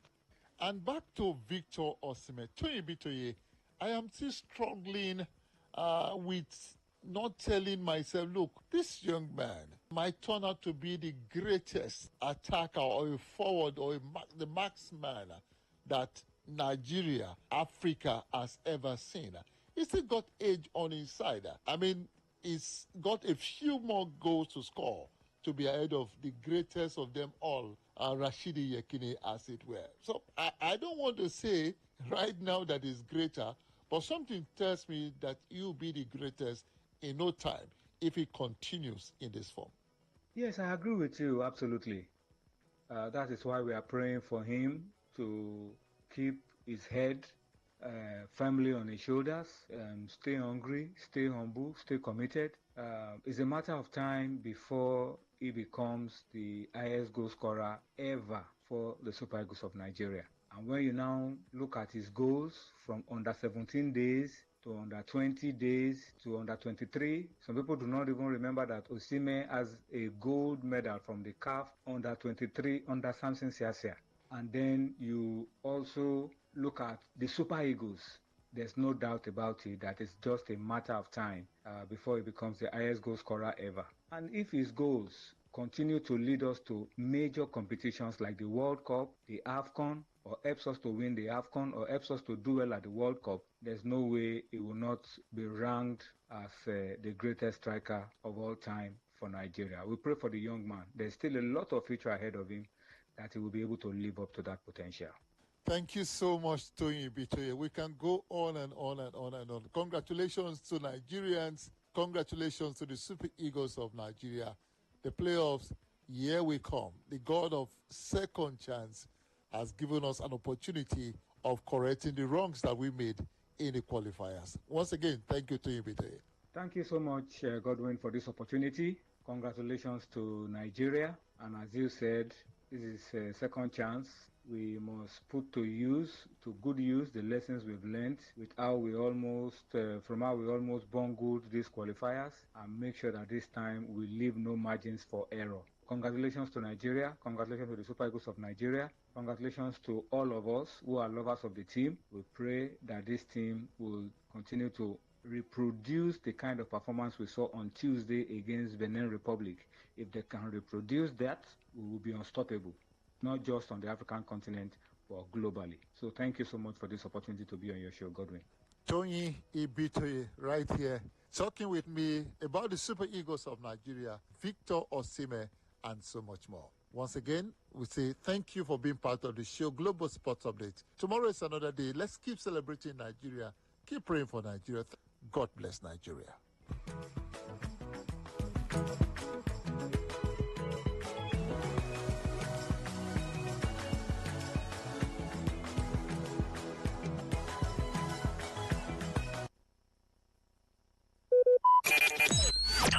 Talk radio. I listen to a lot of talk radio. 95.1 FM.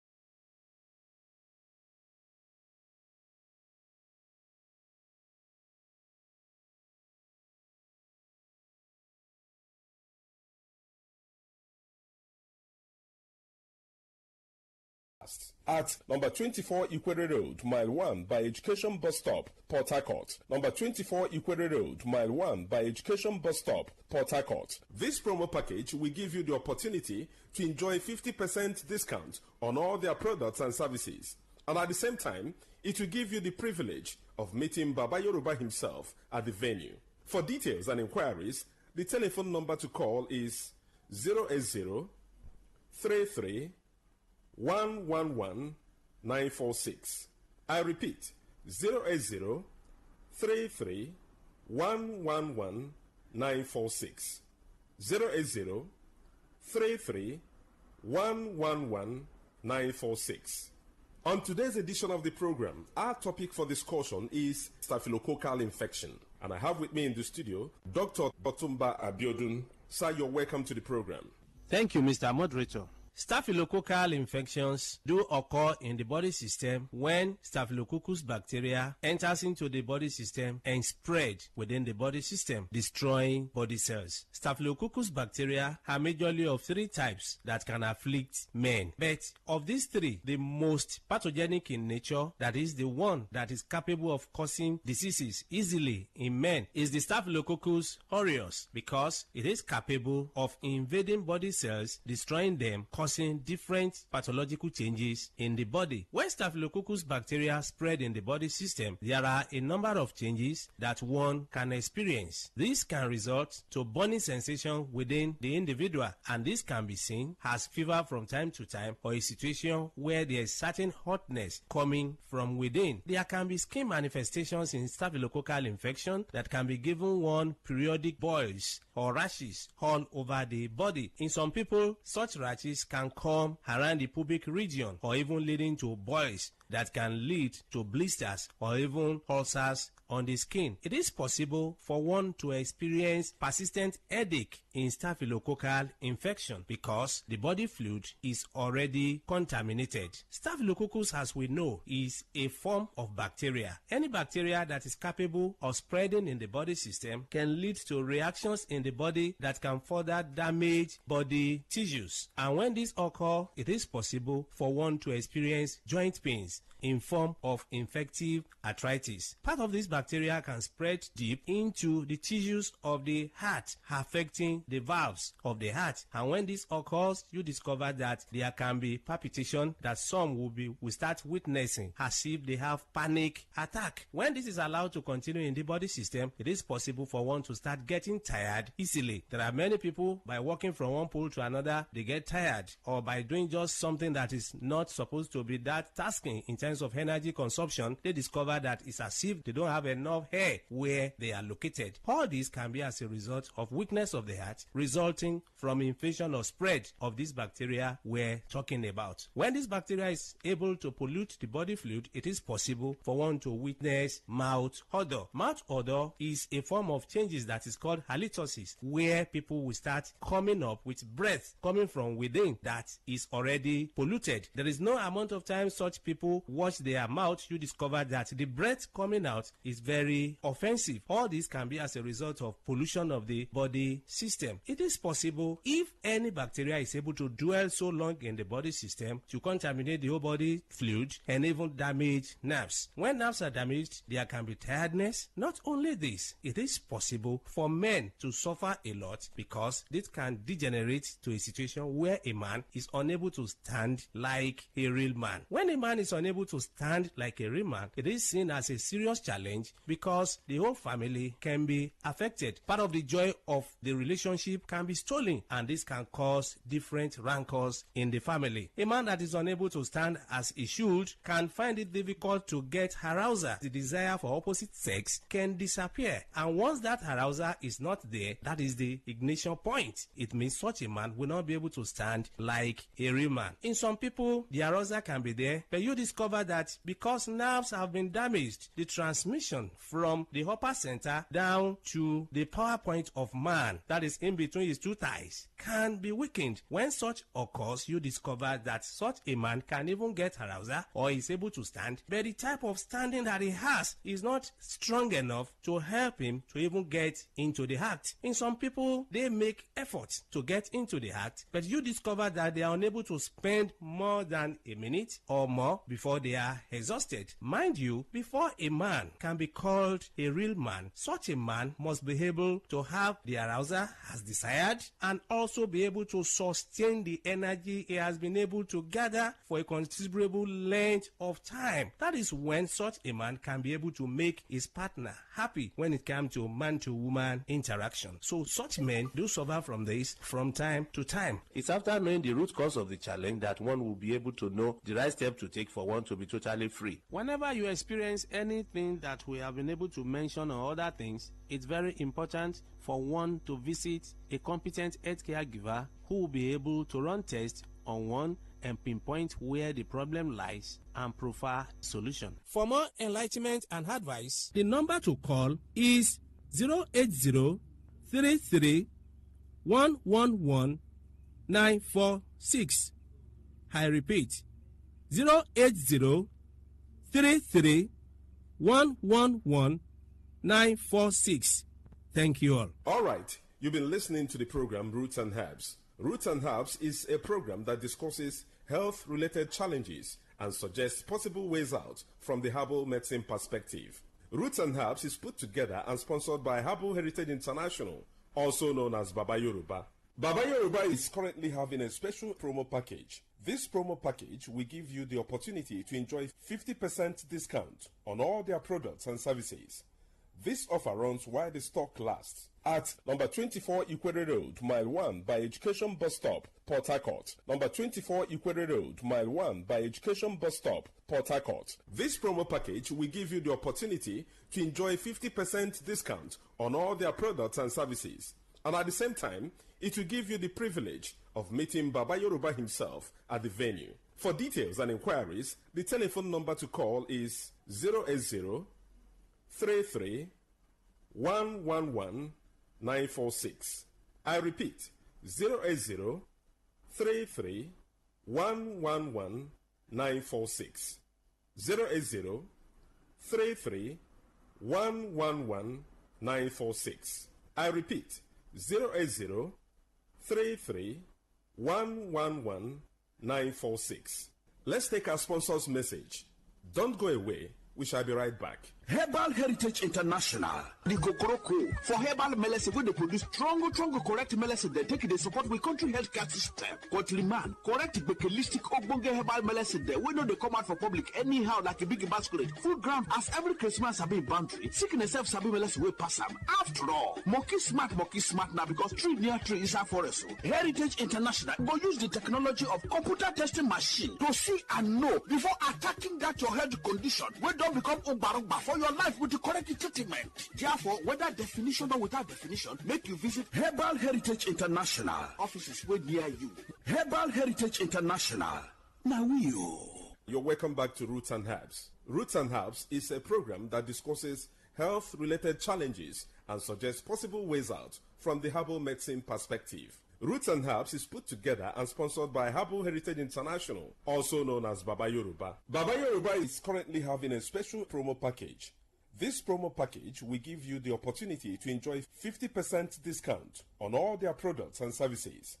This offer runs while the stock lasts at number 24 Ikwere Road, Mile 1 by Education Bus Stop, Port Harcourt. Number 24 Ikwere Road, Mile 1 by Education Bus Stop, Port Harcourt. This promo package will give you the opportunity to enjoy 50% discount on all their products and services. And at the same time, it will give you the privilege of meeting Baba Yoruba himself at the venue. For details and inquiries, the telephone number to call is 080 33 111 946. I repeat, 080 33 111 946. 080 33 111 946. Until we come your way again, remain blessed. And that was a paid infomercial. Talk radio. I listen to a lot of talk radio. 95.1 FM.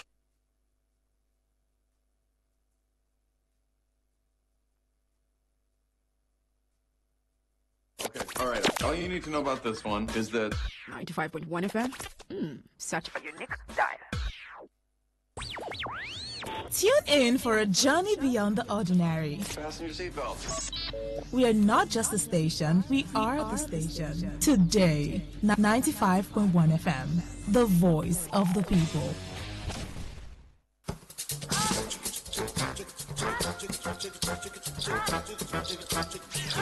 Hello, my people. Are you ready for an electrifying experience that would send shivers down your spine? Welcome to the thrill. Hold on tight as we dive into the hottest high life tracks that will make your pulse race and your feet move. It's not just a show. It's a musical and talk adventure that would leave you craving for more. Ladies and gentlemen, welcome to the thrill. 9 p.m. only on Today 95.1 FM.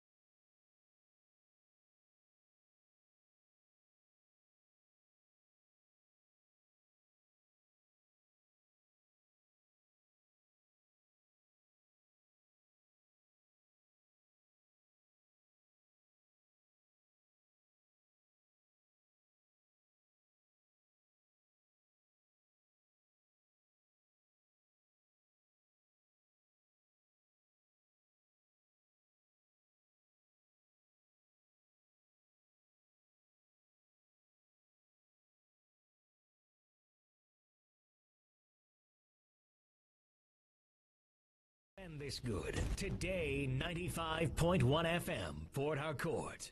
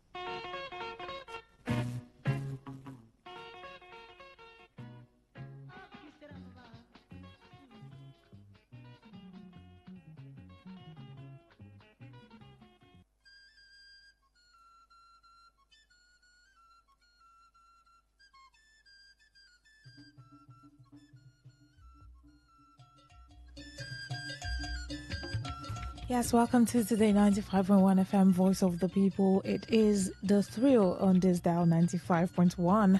Today is the 16th day in the month of October 2025. I hope you've been enjoying the high life songs I've been playing for you, because I have. I mean, this is, as always, to water the ground, to set the tone for the show proper. Yes, how has your day been? How has it been for you? It's been a rainy day. I don't know how to qualify or classify the weather anymore, but it rains almost every day. But I hope you had a good day. If you did, very well. If you did not, do not worry. Tomorrow will be better. Wherever you're listening to me, the comfort of your homes, in your car, your sitting room, your bedroom, your corridor, wherever you're listening to me from, I just want you to know that I appreciate you for staying locked in on this dial today 95.1 FM. Thank you. Welcome to The Thrill. My name is Rona Agbara, and we'll be doing this up until the hour of 10 p.m. Please stay with us.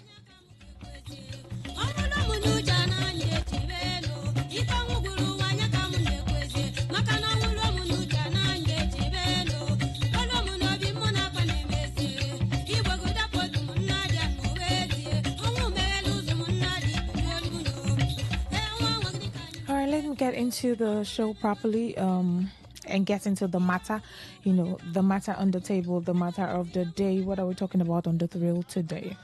So I was going through some news posts or news report, right, during the day, and I saw this post that caught my attention about pharmacists accusing the federal government of favoring doctors over other health professionals. And I think what caught my attention about this news or this report is the fact that it triggered a question in me that are doctors really favored over other health professionals? These are pharmacists saying or accusing the federal government of favoring doctors over other health professionals. Now, we know that our health sector comprises of not just doctors alone. I mean, there are nurses, there are whole other medical professionals that make up the health sector and makes it function properly. I mean, a doctor cannot do all the work in the health sector. And so pharmacists saying now that federal government are favoring doctors more than over other health professionals. Someone might just want to ask the question, is this a real accusation? Is this really a true accusation? Are doctors more favored than other health professionals? I mean, there are nurses, physician assistants, PAs. There are pharmacists, radiologic technologists, right? Medical lab technicians. All of these people work together to ensure that the health sector is up and running and moving.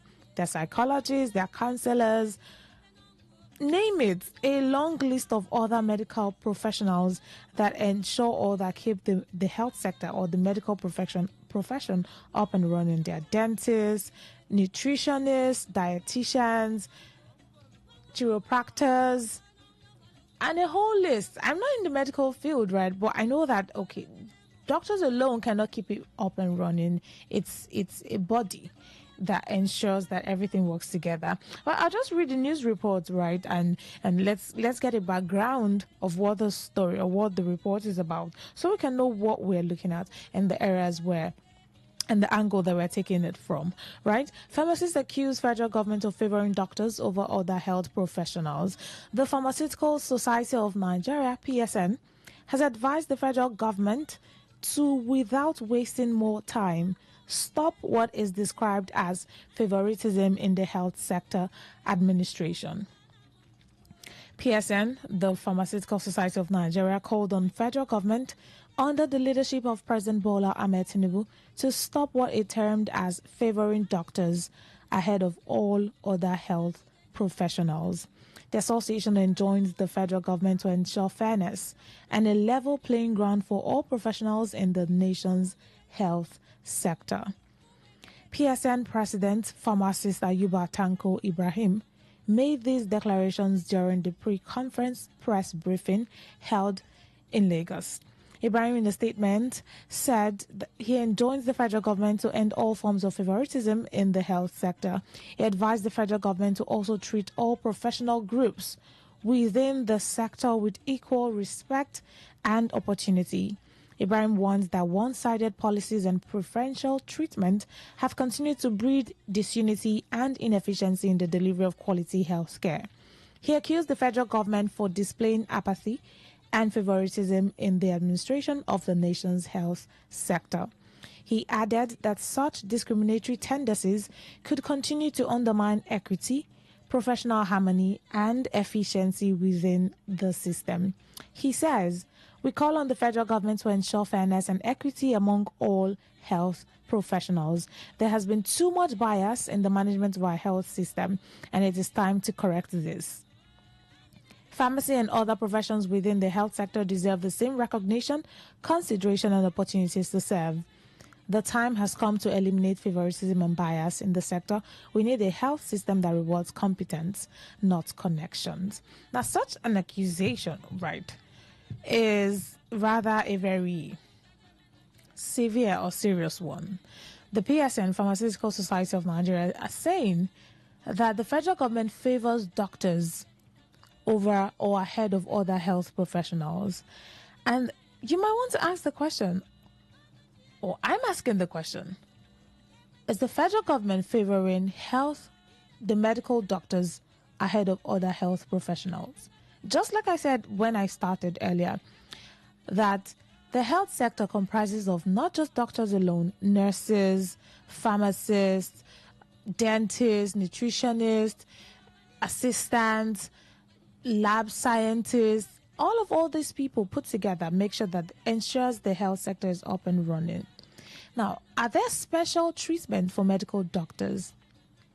Are medical doctors referred or preferred or revered higher than nurses, than dietitians, than nutritionists, than dentists, an optician, a chiropractor, a lab scientist, other medical professionals or practitioners? Are medical doctors treated better than them? Now, another question is, in the health sector, is there a thing as bias where maybe medical doctors are given more benefits, or medical doctors are given more access to opportunities? You don't even want to talk about medical doctors, the years they spend in school. There is no comparison. There should not be comparison between a doctor and a pharmacist, or who is better, a doctor, an optician, or a doctor or a lab scientist. I mean, all these people put together ensure that there are issues that a lab scientist would need, that you need a lab scientist to solve. Yes, a medical doctor. And there are areas, there are medical doctors that, they're specialized in this area or that area. Now, Pharmacist Association, the Pharmaceutical Society of Nigeria, saying that the federal government prefers or gives preferential treatment, or the union are treated better than other unions, is a question that I'm asking now. Is it really a true concern? Is it really happening? I don't know if there's a medical doctor listening now that might want to say something. But yes, are doctors giving preferential treatment than other medical profession, right? And is it that the federal government give opportunities more to doctors than pharmacists? Because they are saying that now is the time to end such a bias, that such a bias has brought up disunity and problems in the health sector. Now, if the federal government prefers or gives preferential treatment to doctors ahead of other medical practitioners, what would this do in the health sector? Of course, if there's disunity amongst different unions in the health sector, this might cause a problem in such a way that others might feel neglected, other unions. This is the Pharmaceutical Society of Nigeria saying that this bias should not be so. Other unions might feel neglected and decide to, do something to make them seen and heard. Of course, everyone in the medical or in the health sector should be treated fairly, equally, equal rights, equal opportunities. There should not be segregation of this is better than that.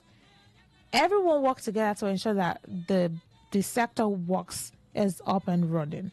If there is a little bias, that will cause a problem in the health sector. And if our health sector suffers, access to medical care, health care, which is one of the basic things that the government should provide, or good governance provides. If that suffers, and if that suffers, the people suffer too, because it affects every one of us. There are times you have to go to the hospital, not necessarily because maybe it's a life and death matter. There are times you go for checkups, there are times you need to get medications. One way or the other, you just have to consult. You have to go to the health sector. You have to go to the hospital for checkup or test or whatever it is that, you need treatment for. So they're saying that the federal government prefers or favors doctors, you might want to ask the question, how do they favor doctors? If the federal government favors doctors ahead of other health professionals, in what way? Right? What are the ways? If you're a doctor listening, is this a valid concern? Is this accusation of the PSN to the federal government? Is it true? Is it real? Are there really biases in, the unions, medical practitioners? Are there favoritism? Are there cases of, some unions are treated better than the other? Because this association saying that the government needs to ensure fairness, is it really true that there is no fairness in the health sector? Are some practitioners treated better or treated fairly than others? They say that they want a level playing ground for all professionals in the nation's health sector. Is that not how it's supposed to be? That is how it's supposed to be. There should not be a case of no level playing ground or playing field for all the professionals. I mean, if a doctor is treated better than a nurse, when a nurse is also needed to ensure that this sector is running, if a doctor is treated better, of course we know that a doctor needs a nurse, needs this other person and that other person, and all of them are all important. It's just like part of the body. The head cannot say it's more important than the eyes. The eyes cannot say it's more important than the leg. The leg should not say it's more important than the hand. All of these parts of the body work together to ensure that our body is up and running and functioning. If one part is treated better, if you pay more attention to your hands or your eyes and you say this is the most important part of my body, if something happens to another part of your body, your whole body suffers. I mean, we see these things. If you have an injury now in one part of your body and you've been paying attention to that one other part of your body, if something happens to as little as your finger, the pinky finger, if something happens to it, you realize that every other part of your body will be affected, because it's all works together to make a whole human being, to make a whole person. So PSN now accusing the federal government of favoritism to doctors than other medical professionals. The question is this real? Is it true? Is this accusation true? Is it a valid concern in the health sector? Are doctors treated fairly or better? Are there better opportunities for doctors? Are there better opportunities and access for doctors than other medical professionals? Are other medical professionals in the health sector not given the same level playing ground as doctors? And nurses? Now, I can't even begin to list the long list of other medical professionals. We know them. There are a long list of others. There are pharmacists, lab technicians, lab scientists, nurses. Just like I mentioned earlier, I mean, those in the medical profession, they know better that even the assistants, all of these people are medical practitioners or professionals that ensure that the health sector is running. PSN is saying that there should not be any bias. Every union should be treated equally and fairly. He's advising the federal government. Now, the PSN president, Pharmacist Ayuba Tanko Ibrahim, is advising the federal government to treat all professional groups within the sector with equal respect and opportunity. He's saying that there should not be one-sided policies and preferential treatment that have continued to breed disunity. Now, this accusation, is it true? Is it real? What do you think about it? Are there, issues of one-sided policies that favors this particular set of people or union over these other people? Are there preferential treatment that, breeds disunity and inefficiency in the delivery of quality healthcare? Just like I said, and I keep saying, all of these medical professionals should work together to ensure that we have quality health care. If one side is preferred, or if one part is given better treatment, better access, better opportunity than the other, what will happen to the health sector? If they are coming out to say this, unless another union comes out to say this, another union comes out to say this, you might want to ask the question of, is that how it's supposed to be? So now the question I'm asking tonight is this a true accusation? What do you think about it? Are doctors, are the federal government, is the federal government treating doctors ahead of other medical practitioners or professionals? Are doctors giving preferential treatment more access, more opportunities than other medical professionals. And should that be the case? Should it be so? Will our health sector not suffer? Will the health sector not suffer if it's not a whole body working together to ensure that it's up and running?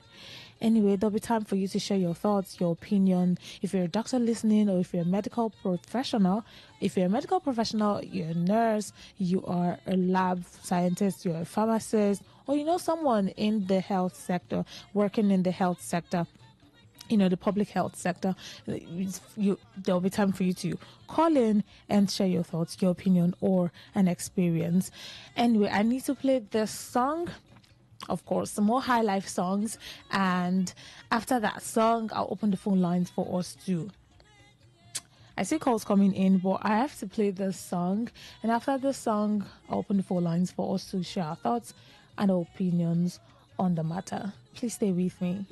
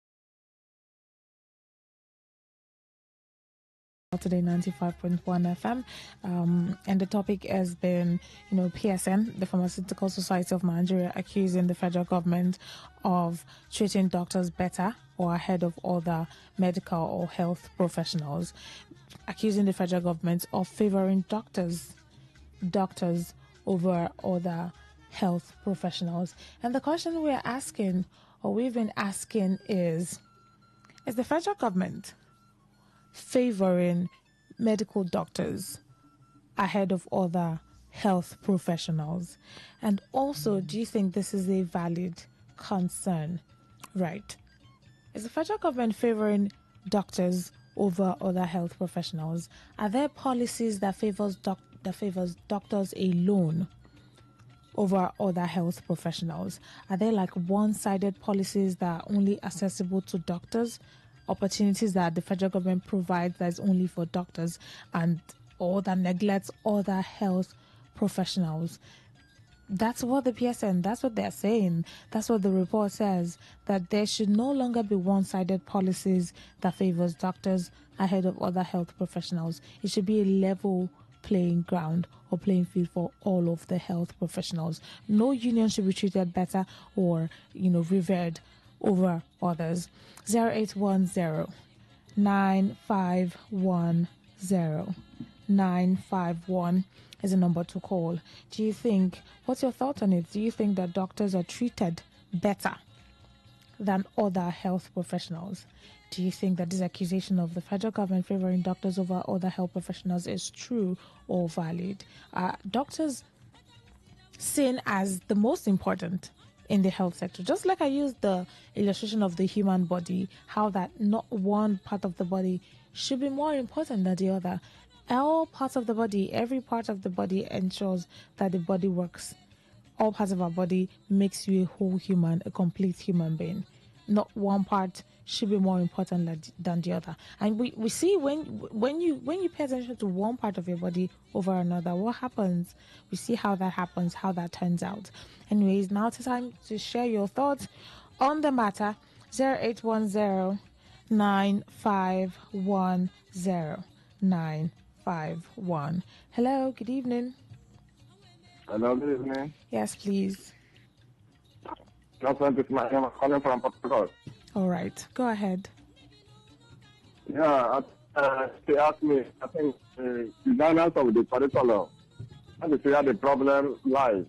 Okay. Because if you look at the years of practice, the years that the doctors spend in the university, is it commensurate with those of the other professors, the lab scientists, the nutritionists, the pharmacists? Is it the same year?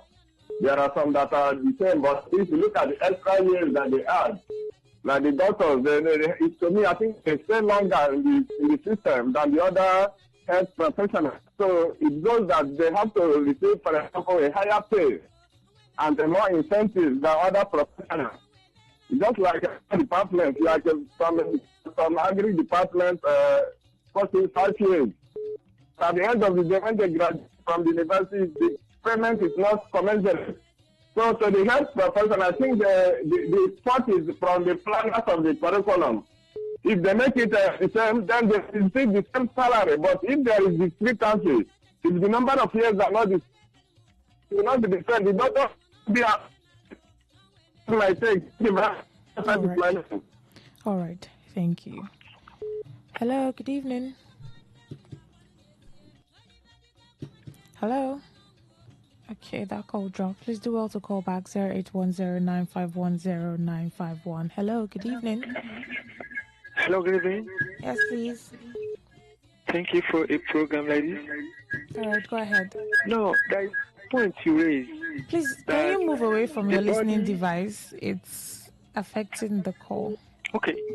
Point you raised that the body need all part of the organ to live. So which means that as the doctor has been taken care of, other professionals also should be taken care of. If there is source, all should be taken care of. But if there is not enough of source, let the doctor be taken care of. Why? Do you know that in a woman's body, if the hand is not working, do you know that we'll still live? If someone is not moving, if the eye is not there, do you know that? Have you seen people that are blind? Are they not doing other activities? Have you seen people that cannot hear? Are they not doing activities? But if the heart is not working, do you know that someone cannot live? So you're saying that doctors are the heart of the health sector? Do you understand the parable now? Do you mean that doctors are the heart? The doctors are the heart, yes. If the heart is not moving or not working, which means all parts of the body will not be alive. Am I right? But someone can manage a blind man. Someone can manage someone that cannot walk, or someone that cannot pull. You can see the difference there. If there is source, the doctor should be taken care of and other sectors. But if there is no enough cash to take care of. Let the doctor be taken care of very well. Thank you very much, and God bless you. All right, thank you for your thoughts. 08109510951. Hello, good evening. Yeah, good evening. Yes, please. Yeah, this is Honorable Christian, please. I'm calling from Port Harcourt. All right, go ahead. If we can tell ourselves the truth, you understand that what the pharmacists or the other people, what they are alleging is true. Every time you hear government and the doctors, as if doctors are the only people that are doing the medical job in Nigeria. I know that even most of our politicians, Nigerian government, they don't make use of them. I don't know the reason why. But to tell you the truth, without the pharmacists, or most of the times, the pharmacists, they do a lot of job now. They are the ones to tell you what to do in the other. This hand cannot work without this, but I don't know why government are neglecting them. It's just like the science students and the art students. So, two of them. So to me, everything in Nigeria, the quality. All right, they know what thank they're you for your supposed to thoughts. do. All right, thank you. Hello, good evening. Yes, please. Please, Nelson calling you from Igrita. All right, Nelson, go ahead. This our federal government, sometimes, are they talking to children? Everybody knows that judiciary is the number one. They increased judiciary allowance by 600%, not 5, not 10, not 50, not 100, 300%. And they are building houses for them. What have they done for the doctors? In fact, they are not even taking care of the doctors. That's why they went outside. They always went outside. I think they just fly one outside recently. May God judge them if they are saying the right, All right, thank you for your That's thoughts. all I can say. May God judge them and reward them according to their work. Thank you. Nelson from Igrita. All right, thank you, Nelson. All right, let me take some messages. Then, if I still have time, I can take one more call before I wrap up the show. We've been talking about pharmacists, the PSN, Pharmaceutical Society of Nigeria, accusing the federal government of favoring doctors over other health professionals. The Pharmaceutical Society of Nigeria said the federal government needs to stop what it described as favoritism in the health sector administration, saying that there should not be one-sided policies that favors doctors ahead of other health professionals. Now, the question we've been asking is the federal government favoring doctors ahead of other health professionals? Is this a valid concern? Should doctors be favored ahead of more or other health professionals? Shouldn't all of them work together to ensure that the health sector is up and running? That's the question we've been asking. This message here says, good evening to you, lady presenter. I'm Ebere Up Jesus from Port Harcourt. Let the truth be told, in the medical sector, there is seniority. There are sectors that hold the health sector that others believe it or not. Doctors are the brain box in the health sector. God help us all. All right. Okay, thank you. I got your message, Pax. Thank you. All right, noted. This one says, hi, Rona. The accusation by the pharmacist against government is very correct. It is true that government favors doctors over other health professionals. We have seen over time how governments dialogue with doctors to improve their welfare, but hardly do so with other health personnel. Every health department is very vital and should be treated equally by government without bias or preference. From Mr. Lucky. All right, see if we have WhatsApp messages. Okay. All right, I can take one more call before I wrap up the show. 0810-951-0951. One more call before I wrap up. I can still take one more message or two. read them quickly before we wrap up the show. 0810-9510951. The question also I've been asking is, are there policies that favors doctors ahead of other health professionals? Are there one-sided policies? Because according to the report or the news, the PSN says that the federal government needs to stop one-sided policies that favors only medical doctors. That this favoritism has to stop in the health sector. Now, the question is, are there really policies that, maybe opportunities, access, salary, welfare that is concerned to only doctors ahead of other health professionals? The federal government, PSN advises the federal government to treat all professional groups within the sector with equal respect and opportunities. Are there unions that are treated better in the health sector? If you're in the health sector, I'm sure you should be able to tell, or you should know if really this is a valid concern. They call on the federal government to ensure fairness and equity among all health professionals. According to the report also, they said there has been too much bias in the management of our health system, and it is time to correct this. Just like I gave the illustration of the body, every part of the body. Every part of the body is important. Every part of the body ensures that you are working, you are alive and well, right? The PSN saying that pharmacists and other professionals within the health sector deserve the same recognition, consideration, and opportunities to serve. And now is the time to eliminate bias in that sector. Well, some of you shared your thoughts. Some persons said, the doctors are like the middle, the heart, and some other person said everyone should be treated equally and fairly.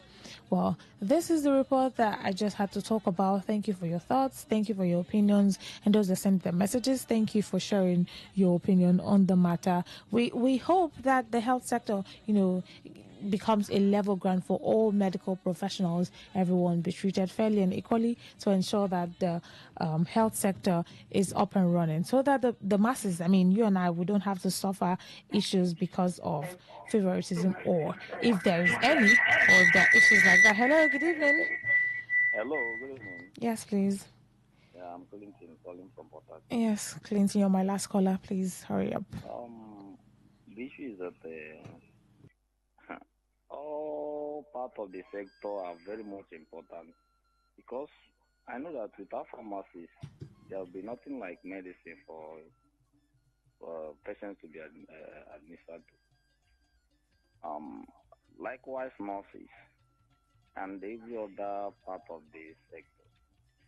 I don't see how they will be treating doctors more fair than the other part of the sector. It's unfair. All right. They should look into it. All right, thank you. Thank you. All right, Clinton. All right, that's our show. Thank you so much for doing this with us on this dial. Please still stay locked in on this dial, because by 10 p.m. comes the world news. By 10:30 comes World Today. And right after that, there's Focus on Africa. Have a very good evening.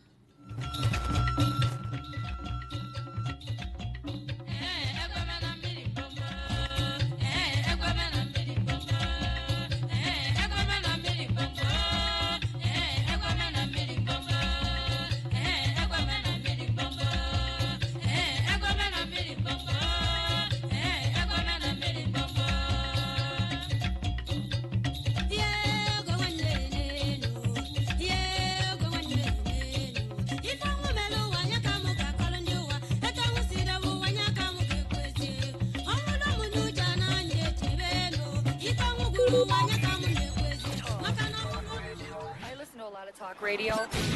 95.1 FM. Whether it's happening in Port Harcourt, South, Nigeria, or around the world, we've got you covered. On air, online, delivering balanced news and unbiased analysis. Today, 95.1 FM. This is Today, 95.1 FM, Port Harcourt. News.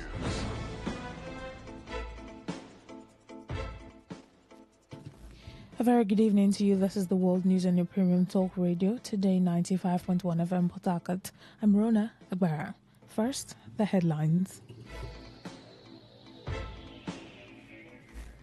Senate suspends consideration of Electoral Bill 2025 for further consultations. Federal High Court Abuja warns parties against violation of order on PDP convention. River State government cancels over 100 billion naira contract awarded during emergency rule. And on the foreign scene, U.S. President Donald Trump threatens to end Israel-Hamas ceasefire over Gaza killings. Details shortly.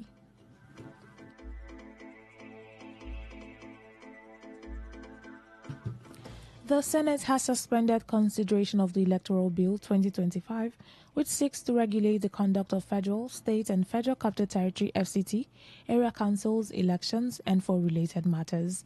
This was meant to give the Red Chamber a room for more consultations among the senators before the next sitting.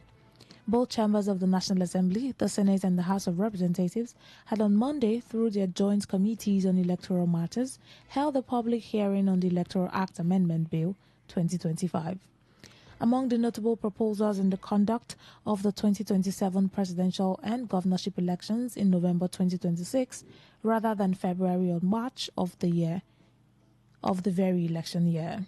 Presenting the general principles of the bill, Chairman of the Senate Committee on Electoral Matters, Senator Simon Lalong, Plateau South, explained that the proposed legislation, which was first read on October 8, 2025, goes beyond minor amendments, describing it as a comprehensive reform aimed at providing Nigeria with a more credible, transparent, and inclusive electoral framework.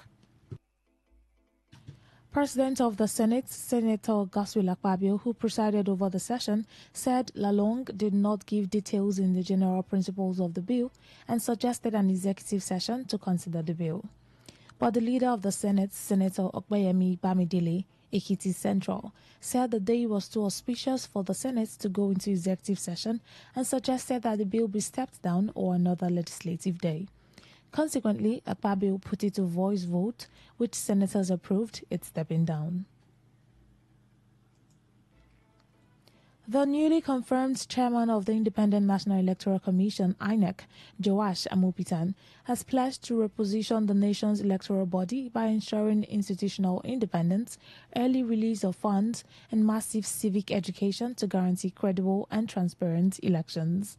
Speaking during his screening at the Senate before his confirmation, Amupitan highlighted the major challenges facing INEC and outlined his reform agenda aimed at strengthening the Commission's capacity and credibility.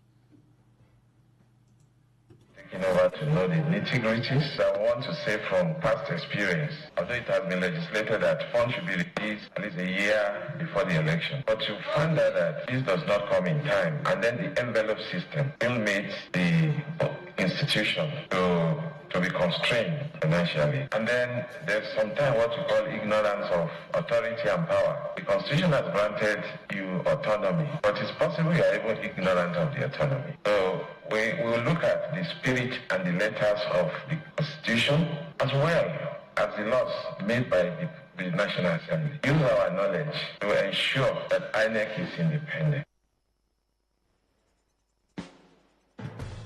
Amupitan further assured that his leadership will focus on capacity building for both INEC personnel and key election stakeholders, including political actors and citizens, as part of efforts to improve the electoral process. Build capacity not just of your staff, of all the election stakeholders, including the political parties, members of political parties, the masses, as well as technocrats and elites. So we will embark on aggressive civic education and build capacity to be able to confront those challenges. On the issue of transmission of real time, I was looking at the amendment to the Electoral Act. We're going to look at what it is as it is now. Thankfully, it's not been concluded. So if I'm giving the nod, I'll have the opportunity to make my own input and also to look at the decision of courts and see how that issue can be addressed.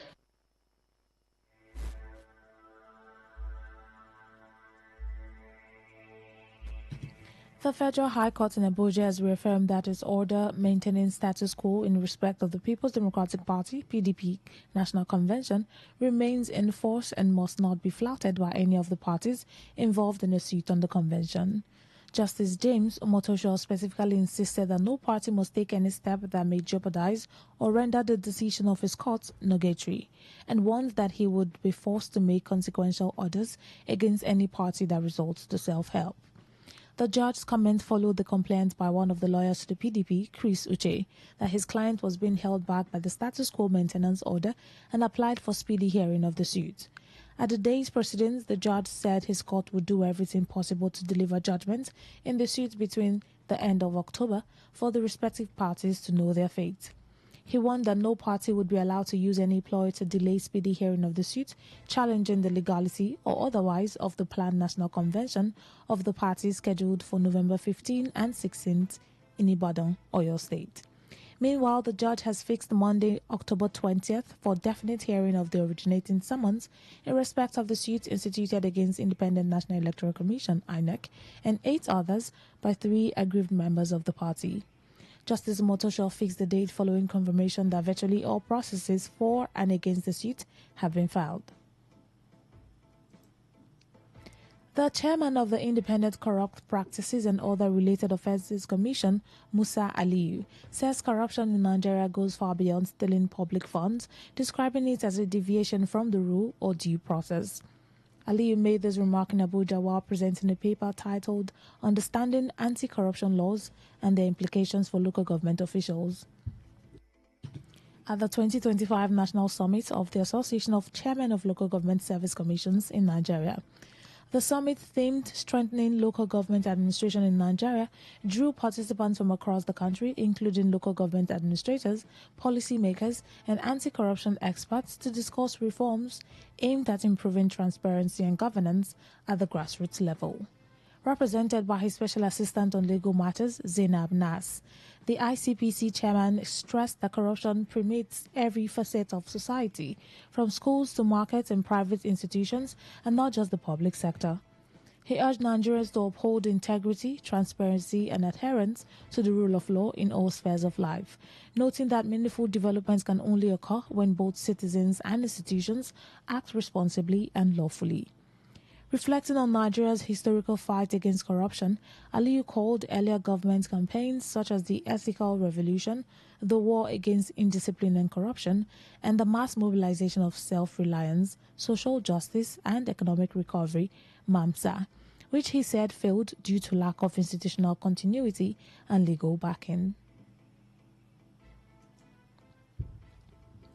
The Nigerian Education Loan Fund, NELFund, has called on all accredited tertiary institutions across the country to collaborate with the organization in a bid to update their existing student records and upload details of all students, both returning and newly admitted, on the NELFund Student Verification Portal, ahead of the official opening of the portal for the 2025-2026 academic session. A statement by NELFund spokesperson Oshayemi Oluwatuyi, who described the exercise as a proactive one, said the move is aimed at ensuring a seamless verification and loan application process for students once the portal opens.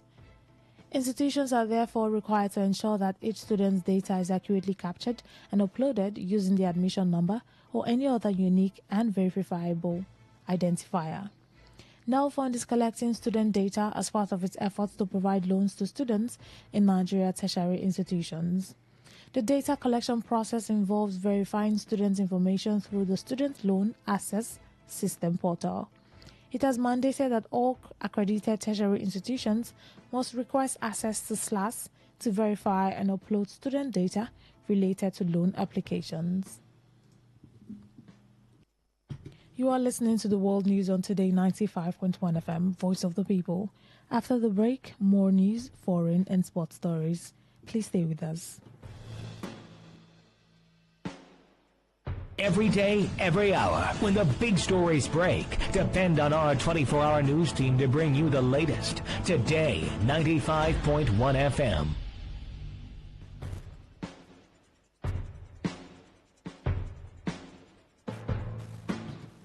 Now the rest of our stories.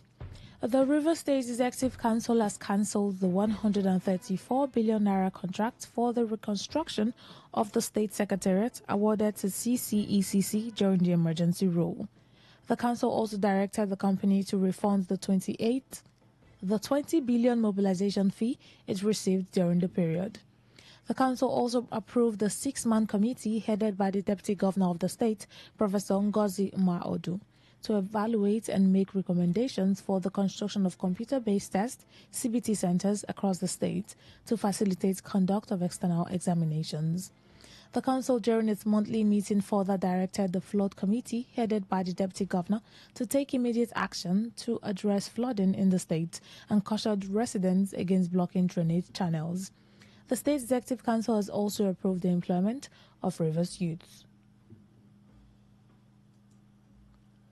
Meanwhile, the River State Governor Siminalayi Fubara has assured traditional rulers that his administration is working to restore functionality in all sectors.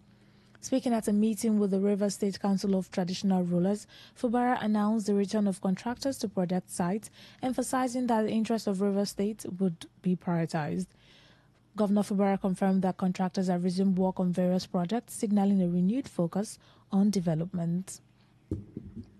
The governor assured that all sectors will return to all full functionality after the emergency rule, bringing relief to residents. Fubara emphasized that the state's interests will be prioritized, ensuring that local needs are met. Is to tell you that we are back. It's not me. All of us. Government have started again. Our projects, if you are aware, one of the project sites have all reopened. The ring road have started. The hospitals are mobilized back to site. The roads in most places are all of them, as of today, we've had meetings with all the contractors. They've all moved back to site. On also the issues of other development, believe that most of them that were truncated, we will revisit them. Because at the end of the day, it has to do with the people, and we must make sure that the interests of our people are supreme in whatever we're doing. I've taken note of the complaint of my brother, the youngest king.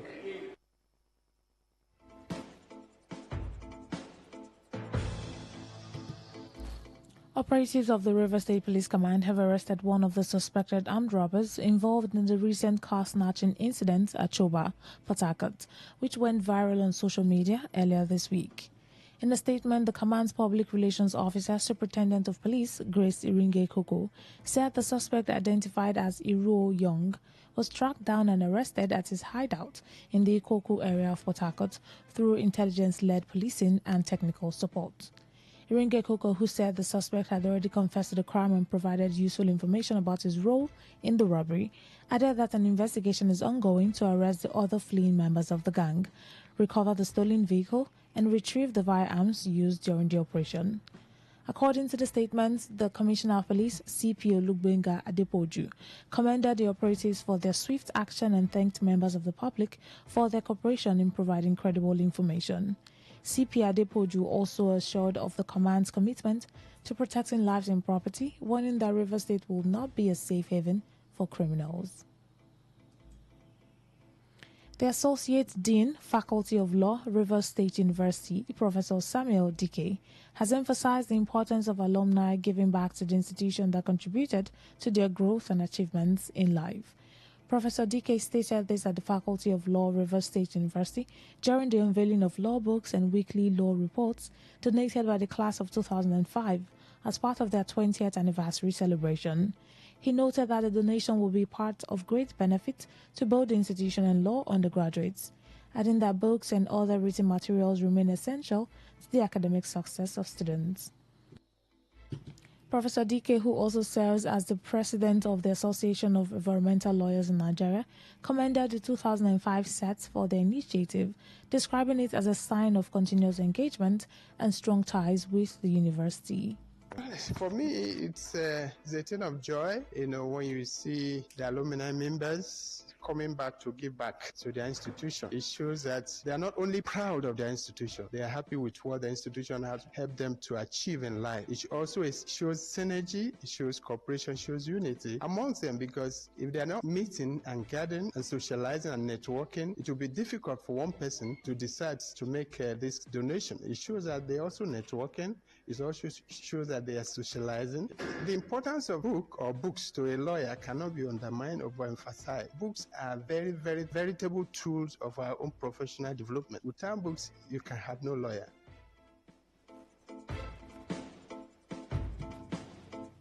Speaking in an interview with Today FM's correspondent, the president of the class of 2005, Kalada Noju, said the donation was inspired by the positive impact the university had on the academic and professional development.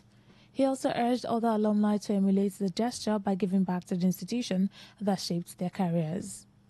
This week we're celebrating our 20th anniversary after the university. So we felt we're passed through the university. Whatever we are today is the faculty of the university that has built us. So we felt we should come back here to give back to the university that has nurtured us to this level we are. That's why we're here. We came to present some law books, law reports for the use of the faculty. Because law talks about every time you have to source the material. Law is about reading, it's about books. Without books, I don't think a law student can strive, no? That's why I felt we should bring it, so that the students here will benefit immensely from it. We have law reports.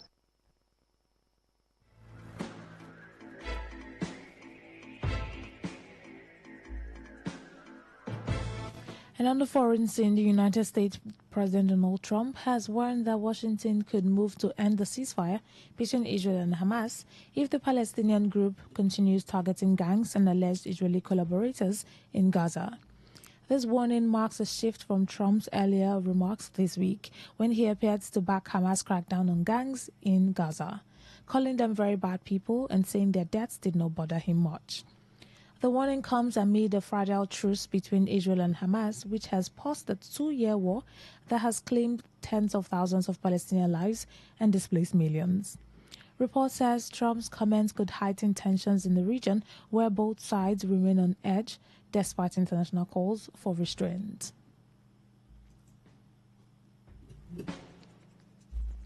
To end the news, here's a summary of the major stories. The Senate has suspended consideration of the 2025 electoral bill for further consultations. The Federal High Court Abuja has warned parties against violation of its order on PDP convention.